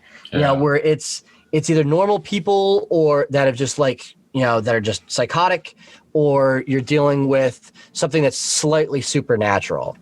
When it comes to the cosmic aspect, it's more of something that's more horrific because you don't quite understand. Yeah, I love that though. I love that the whole like. There's it gets you thinking. Yeah, exactly. Yeah. Exactly. I like that. I feel like I like that a lot, and especially because it's so different from what everyone knows. So it totally pulls away from what you know, and it really gets you in a whole different spectrum of thought. And I mean, we always watch TV, movies, and things like that to like escape our known reality. It's better to why not listen to another story and fucking get involved, get immersed into it, and yeah. And I mean, again, like my whole concept behind it was more like I was a big Indiana Jones guy when I was a kid. I fucking loved Indiana Jones as a kid. I went from Star Wars to Indy. Yeah, and dude, And so Indy's better than Star Wars too? You can't say one's better than the other because they deal with completely different things. Yeah, that's true. That's true. Yeah, come on, Josh. Sorry, I just like to yell at Josh. Strike three. I'm gonna keep a strike board up. I mean, Indy does a good job of tackling like a lot of the I would guess you would say the common Western civilization myths, because if you think about it, like 2 of the 3 movies, we're not going to talk about Crystal Skull because that's okay. We don't have to. Well, not great. But Raiders. I don't want to. Raiders and Last Crusade dealt with something that at least the majority of Western civilization can kind of they can come to grips with it. Yeah. Grasp. Yes. Thank you. Yeah. And even to a certain degree, like Temple of Doom, it took it way off the beaten path and went to India. And dealt with a little bit of Indian myth and a little bit of of Hindu mythology. The thing with the kind of Lovecraft stuff or the weird fiction stuff in general, because Lovecraft got his ideas from it was the back of a cereal box that he had when he was a child. In 1898 they did not have cereal boxes. Yeah, they did. Yes, they did. They had cereal in a satchel. I'm drawing a blank on the guy's name, but it was The King in Yellow. It was a story that was written in like the late 1800s called The King in Yellow, and the whole concept is that it was a play that if you tried to read it, it would drive you insane. And Those things always intrigue me.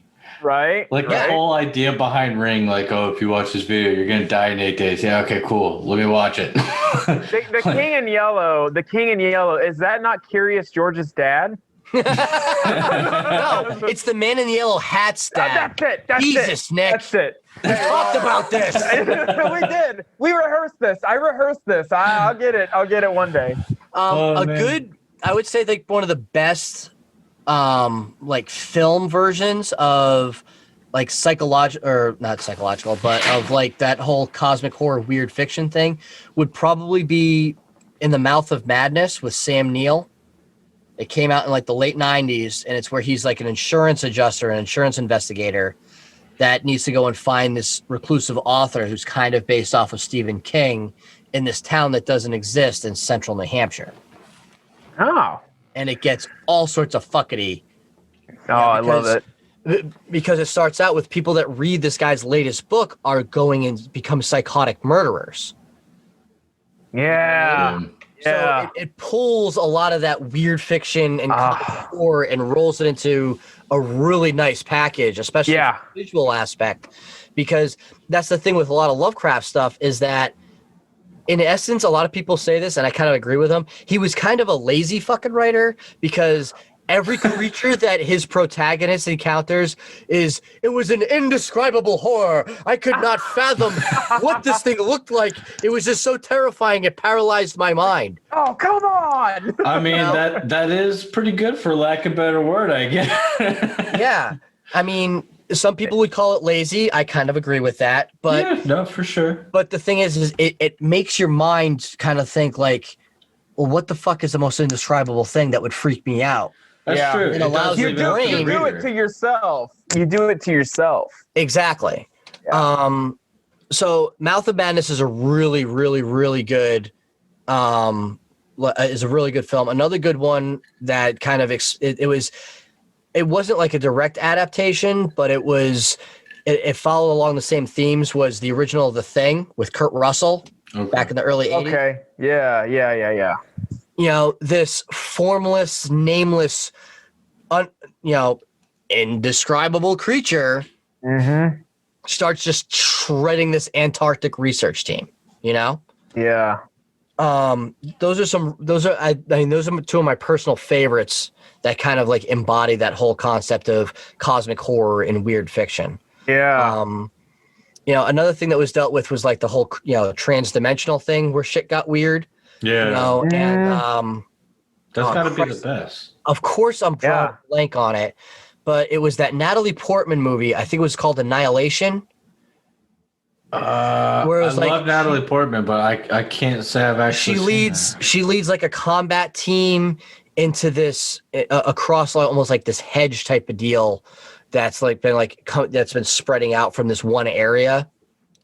I know I've heard of it. Things get fucking weird. It's all got like weird colors and shit. It's really, really, really cool movie. I'll definitely look into that. Yeah, I'm pretty sure it's Annihilation, and I know Natalie Portman's in it because I'm a huge I love Natalie Portman. She's amazing. Amazing. She and Black Swan, like fucking just, oh my god, her with Mila Kunis is like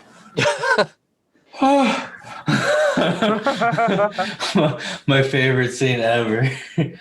But on the flip side, falling back into that same realm, a great example of like mental deterioration. Yeah. You know what I mean? And that was the big thing that gets I don't want to say that it kind of gets cast aside whenever HPL gets brought up, but he witnessed his father die from syphilitic insanity in a local mental asylum. Wow. Yeah. Mental illness was like a consistent theme, not only in his writings, but also in his life. Right. Because I think something similar happened to his mother as well, where she ended up being locked up in one of the, asylums in the 1920s and 30s. Oh, God. They could have been running like crazy ass experiments that nobody ever knew. God. They did. Oh, yeah. No, I mean, I say they may have, but of course. Allegedly. Yeah, I don't. Yeah. Whatever. Well, pop culture history lesson: Arkham Asylum from Batman. Yeah. Hell yeah. My favorite asylum. Yeah. Well, it was based off of Arkham Asylum in the city of Arkham that was, invented by H.P. Lovecraft and his writings. Oh, wow. I did not know that. I didn't either. That is awesome. And it was based on the Danvers, what the hell it's called? It was the Danvers Hospital in Danvers, Massachusetts. Yeah. Wow, that whiskey's hitting. Good In Danvers, stuff. Massachusetts, that was, alive and kicking throughout the, 1920s, 30s, 40s, and 50s. Wow. And Lovecraft growing up and living in Providence for the majority of his life. There was also Butler Hospital in Providence, which still is a mental health facility to this day. And then there was the Ladd House, which was a mental health asylum, or essentially an insane asylum for children in Exeter, Rhode Island. God. Yeah. There's a lot of weird, creepy shit that's going on around the state in New England over the past couple hundred years. Oh, I can It's imagine. not just Salem witches. Yeah, I've always heard of like the crazy experiments of like combining human DNA, but not so much in a sense of like combining the DNA into one, but like kind of like melding the two individuals into one. Mm-hmm. And I don't know. This could have been just some crazy ass article I read, but like everything I was reading, I was like, whoa. They did some fucking asylums before they were kind of like closed up and shut down during the 50s were fucked up places. Yeah, and I mean, those are essentially the places where those rogue doctors that they wanted to experiment and like take things further that the medical field would allow them. Because I mean, let's Nobody be real. cared. Yeah, as exactly. Like once you start learning programming, you kind of want to learn hacking in a sense. Maybe not always. Whether it be black hat hacking or white hat hacking, you kind of want to learn it to some degree. As a medical professional, I would imagine you look at things and think, well, I mean, I could probably attach this here and it would probably still work and things like that and make like a crazy I can only imagine what people are, and it's so cruel and fucked up, but at the same time, these people are just like, I want to learn more. I want to figure it out. I want to know and document it. And I think that was something like that in the American Horror Story. Like I think season 1 or 2. It was season 2 or 3. It was Asylum. Yeah, and they based that off of Danvers Asylum in Massachusetts. Okay. Of course, yeah. It's all rolled in. I fucking love that. Well, we are rolling up to another break, real quick, guys. We will. We're having so much fun. I mean, Mike, you're an amazing guest, man. Thanks, man. I appreciate that. I will say we've been playing musical guests. We were supposed to have one individual. Something happened, so they gave us referred us to another individual, which then something happened, and now have referred us to you. And I mean, today. And you know what? I'm not even mad. Like I don't even care. Oh, that's great. So we will be right back one more time, and we'll be right back. Just hold on. We'll be right back. Oh yeah. Move it! Are you quitting on me?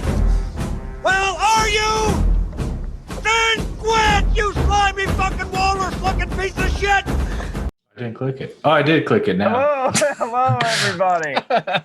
We are back, and we're going to talk a little bit more about Boston Harbor Horror, which is Mike's baby, and he loves it so much, and we love it so much because there's a few things that we can actually do to get involved, depending on his availability as far as voice acting goes. If any of you guys want to actually have a chance to be on his show, we could maybe help by giving out his information if you guys want to do something like that, assuming he needs that type of cast. We'll tell you where he lives, his social security number, all the information needed. Classified. He gave us his social. It was so fun. It was easy. Yeah, I mean, we just wanted a voice act, and that's all we got. Yeah, and then, it's 1, 2, write it down. 3, Write it down.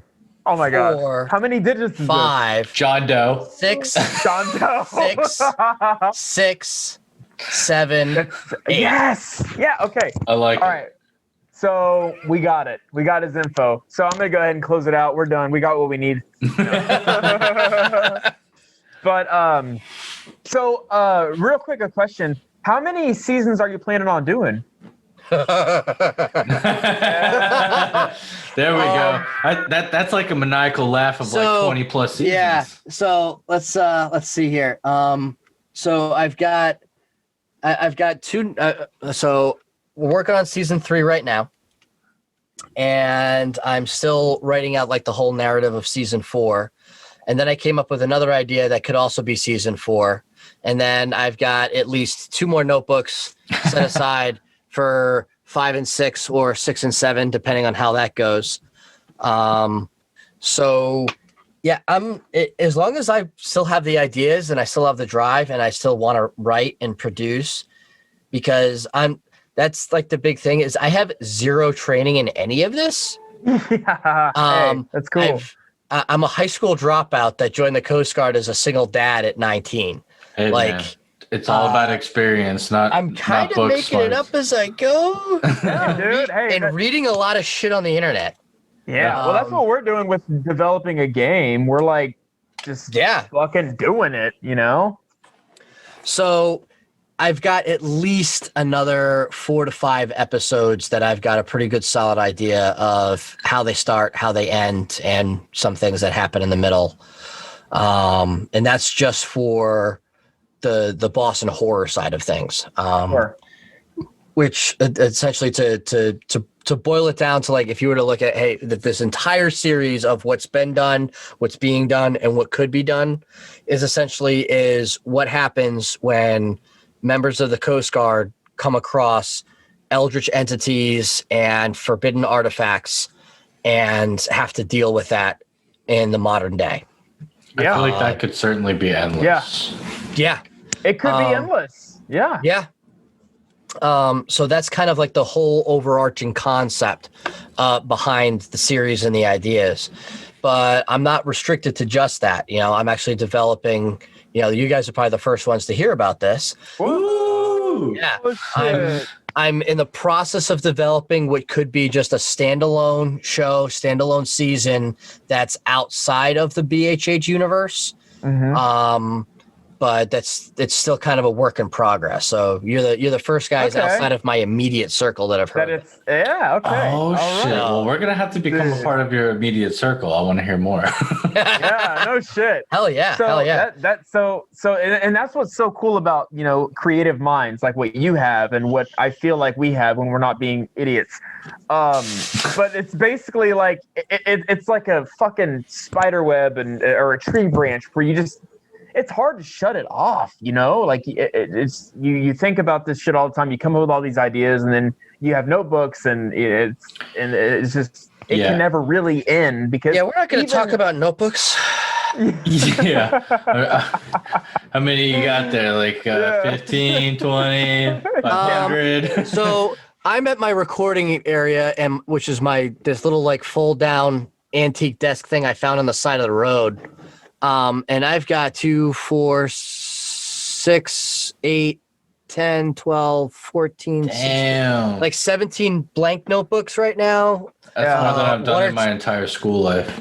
Well, those are blank. Keep that in mind. Those are blank. But that's because you're going to fill them up eventually. Yeah. So it's like, that. And it's funny because the equivalent for me is folders on a drive. I've got folders, and then in those folders are more folders, and then documents and more folders, and it's just like fucking crazy.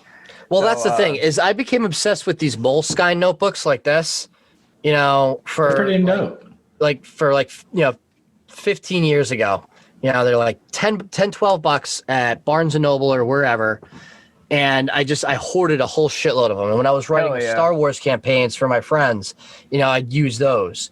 And then I started taking notes for all my podcast stuff. So I've got literally a Moleskine notebook for every single podcast. So I write down all my ideas in these notebooks, and then I put it into a computer. So it starts in one small $12 notebook. And then, I look at just just the amount of data that I've accumulated just for season 1, and I've got, over a dozen file folders on my computer for audio, and a timeline. I put together a fucking calendar so I knew what dates were what. Yeah, there you go. And sometimes you got it, man. Well, that's how you know it's the real fucking deal, though. Like, it is a production. It's straight up. It is exactly and so it's perfect. I noticed your notebooks, they look like kind of like little pocket travel size almost. Do you? Yeah, they are. You just like take them everywhere with you? I mean, I know you try to. Yeah, because I know you say it's like kind of based off the a Coast Guardsman. So, I mean, are you like, I don't know, man. I still feel like you got maybe an ancient artifact you ain't telling us about. Well, interestingly enough, like, it was right before Podtails, because we had the golden opportunity to be an actual exhibitor, and I've been to Comic-Cons before. So you want to talk about flipping the script and being in a really weird position, is gone to like a half dozen comic book conventions, and then all of a sudden going to a convention where you're the one with the table, and people are coming up and asking you about shit, and you're like, wait, this is weird. Am I supposed to be here? Yeah. Like, oh yeah, I am. Okay. And like I'm looking around at everybody else that's there, and I see people from like the White Vault and Giannis Descending and Greater Boston and all these other podcasts that I've been listening to for years. And like all of a sudden these people are here, and I'm being viewed as a peer to them, and it's just like, no way. Yeah, for sure. I mean, no shit. I mean, like we said earlier about like how you had mentioned what we are to like ants, or what ants are to us, and so on. I mean, that's definitely one of those things that kind of puts into perspective, like, fucking dude, you're making it. That's awesome. Yeah, dude. I mean, I'm trying to. I mean, we're not Serial. Take me with you. Take me with you, please. Yeah, I'm rolling in that thick Patreon dough of like $100 a month. Hey, fuck, man, that we're at $8, so better than us. Yeah, but that brings up that Patreons. Yeah. And that brings up a good point. Is that there's this misnomer that's floating around right now, and I really want to thank Jordan Cobb and a lot of other. There's too many audio drama creators and podcast people in general to count, because it's become a hot topic, especially on Twitter lately, is what it actually costs.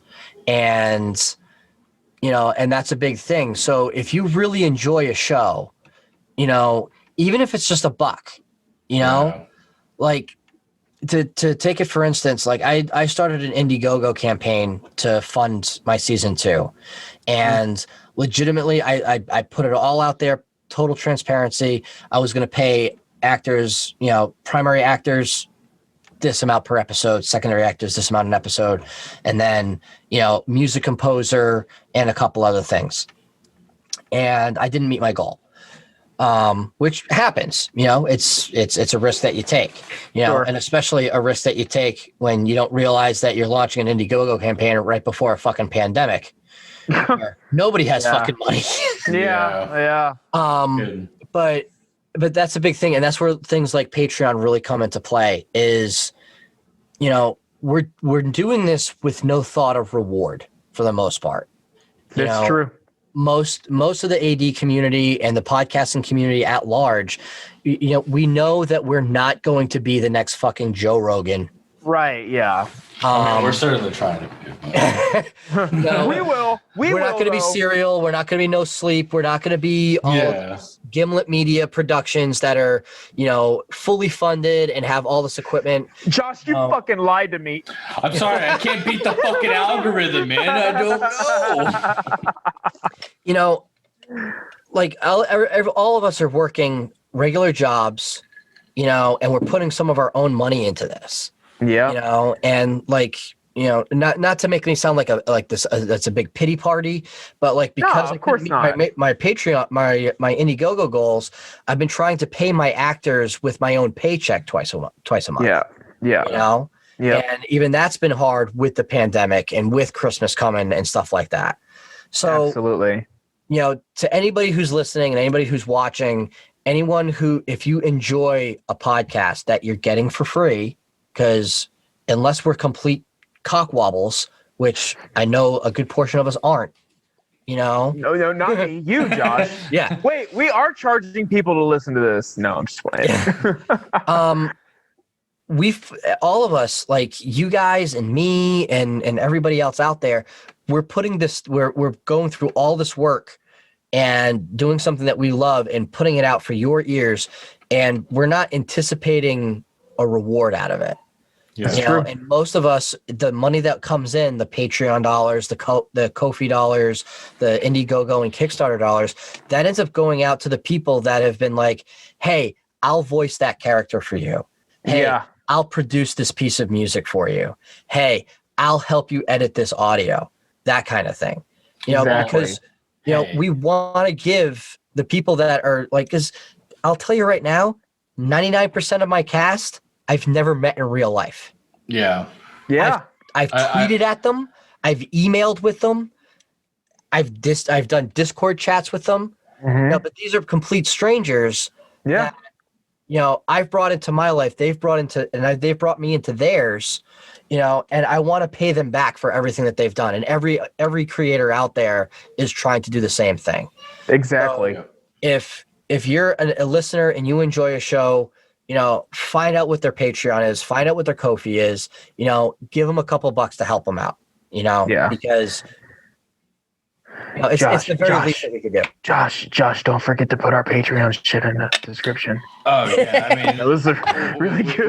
we have a Patreon, you guys know.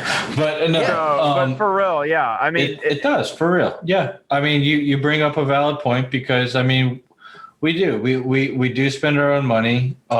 We do it for free, and I personally enjoy every aspect of it. I mean, the fact that we get to meet certain people and have these conversations and even get these kind of stories out there in the world. I mean, there's tons, but it's still unique. It's your story. And I mean, because it came about as we were supposed to have one individual. I think I already said this already, but I'll say it again, because we were supposed to have one individual. Something happened. They gave us contact to another individual. Something happened. And here you are. And I mean, we've had a great fucking episode. This has been so much fun. Like, yeah, dude. It's been awesome. Thanks. Like I always say, everyone has a story. So we want to hear them all. we do. Eventually we will. And that's actually kind of been our little bit of a slogan. We've been saying that a lot. Like, everyone has a story and we want to hear all of them. Like, it's really been like something that we've said at the mindless or not. We just like to have fun, though. I mean, it's nothing but fun. Everyone, no matter what the media, but fun. No matter what the media and whatnot will put out there, making people look disgusting, and I mean, some people make themselves look disgusting, but still, even those people, they can be fun if you just talk to them. Are you basically sending out an invite that you want to talk to serial killers and anybody else? Dude, I mean, absolutely. I would love to talk to a serial killer. I would talk to them all. Yeah, why not? But it's been great having you on the show, man. It's been awesome, and we definitely will want to have you back on, because there's a lot of stuff we didn't talk about that we know that we could talk about. Especially when your new seasons come out, so we can help you promote those. Awesome. Thanks. And I mean, we're definitely gonna have to. You and I are definitely gonna have to talk, because I can help you, man. We can do a lot of shit. Yeah, it's gonna be fun. Yeah. Hell yeah, I'm down. Got my new beast. I can do fucking anything now. Yeah. I named her Mazza by the way, in case anybody wanted to know. Oh, nice Lucifer reference. Yes! Yes! Dude, I knew I fucking loved this guy. Oh my God. That put, like, this is going to go off on us. I'll try to keep this tangent short, but the total, just script flipping that they did with the concept of heaven and hell and what the devil's job was, I think was fucking pristine. Yes, I absolutely agree. And I tried so hard for weeks to talk my wife into letting me name my daughter Mazikeen. Yeah, well, It naming didn't your happen. kid after a demon is definitely not the best idea. Maybe not, but you know what? Elon Musk set the record. He can name it like fucking alphabets and numbers for a jet. So like, Yeah, but it's like then you run the risk of like, your daughter or your son invites somebody over for a sleepover, and here's Beelzebub, here's Azazel. yeah, maybe. And you know what? That's fine. Josh doesn't give a shit. I don't. Like, it's such a badass name, and like It her does. character That's was awesome. amazing. Oh God, yeah. God, she's so sexy too. Not gonna lie. But anyway, that's Mike besides the Gagne, point. everybody. Make Yeah. sure you check out Boston Harbor Horror. Listen to his show. Email him and let him know you're interested in being a voice actor. And he'll pay you $600 an episode. Wow. All right. So like, Dude, that's what I got from the Indiegogo. Okay. yeah. No. You're Just- If I could, believe me, if I could, I Of would course. drop that kind of money. but come like- on, guys. Let's help him out if he needs it, and let's help Yeah, this show for keep sure. going. I know and, you ladies out there got those sexy voices to help him out, help him make an erotica out of this. and- Oh yeah. No. You heard but, it here first, guys. It's going to be an erotica season 3. No. but yeah, no, for sure. In all honesty, help out as much as you can. That's the best we can do. I mean, that's all we're here for. Yeah, if you become a patron, you'll get stickers. Ooh, fucking Fuck yeah, stickers dude. rock. Stickers and early access. That's the best that I can do right now, financially speaking. Is that patrons who sign up will get early access to episodes. Pretty much as soon as I get them done, if it's before the release date, you'll get it on Patreon. And I try to send sticker packs out with handwritten thank you notes to everybody. So Oh yeah. Wow. See, Man, I feel like we're slacking now. Shut up, Josh. Don't tell him what we do. Shitting on us. Yeah, we don't do anything. That's right. No, we don't do anything. we No, don't we do think early shit. access, but our early access is, whatever. Dude, I It is would what- totally be down to send shit out. Like, if you and I live somewhere where I could be like, hey, sign this really quick. All right, cool. Here we go. Oh God. hey, Sticker Mule, man. Sticker Mule offers like crazy shit every couple of weeks where it's like, get 50 stickers for $20. All right. My wife will yeah. sit there and like, hey, Mike, give me a fucking design and I can send a Sticker Mule. Yeah, all right. That's Hell awesome. yeah. Okay. Well, shit, man. I mean, yeah. So, I mean, definitely everybody listening, watching, check them out. I hope you are watching, by the way, by now, because we've been doing Zoom on YouTube for like the last, I guess, over a month. We've been doing our regular episodes. long and our enough guest to where you guys episodes. should have probably transferred. And based on our stats, I will have hoped you transferred and didn't fall off. Because our YouTube is going up and everything else is like kind of meandering. Dwindling.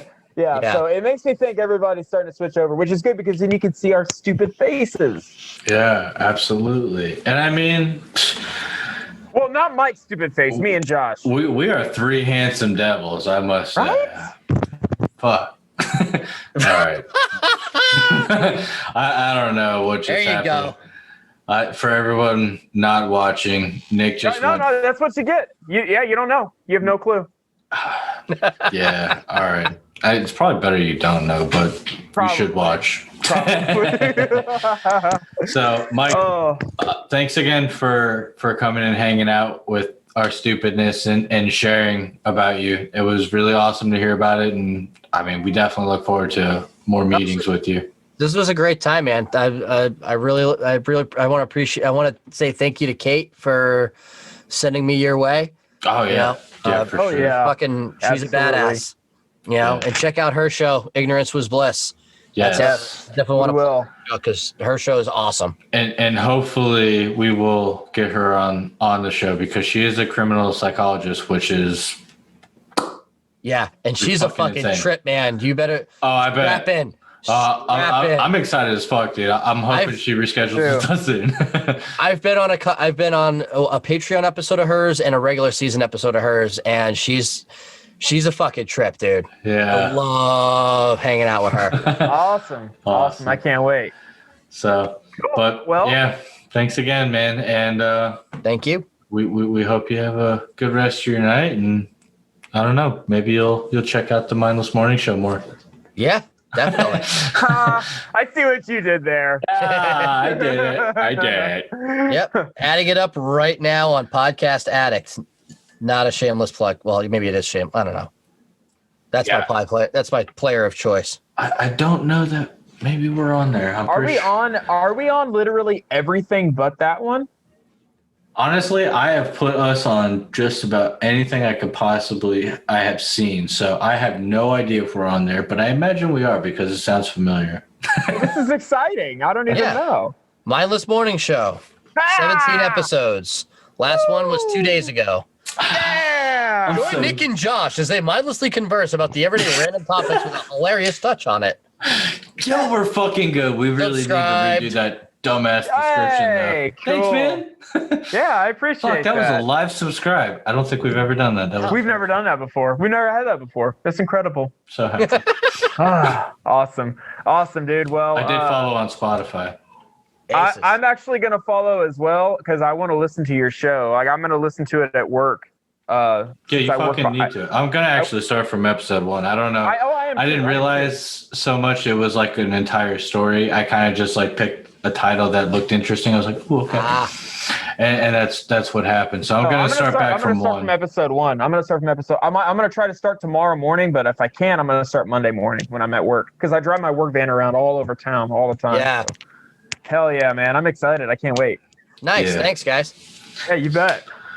All right, guys. All right, everyone. Have a mindless night, morning, whatever you're doing while you're watching. And thank you again for your service, sir. Yes, absolutely. Take it easy, everyone. You guys seem to have what it takes. So raise your right hand as I recite the Coast Guard pledge. When you're here, you're family. Isn't that the slogan for... We had it first. Everybody ships out tomorrow. You'll find your assignments listed on this sheet.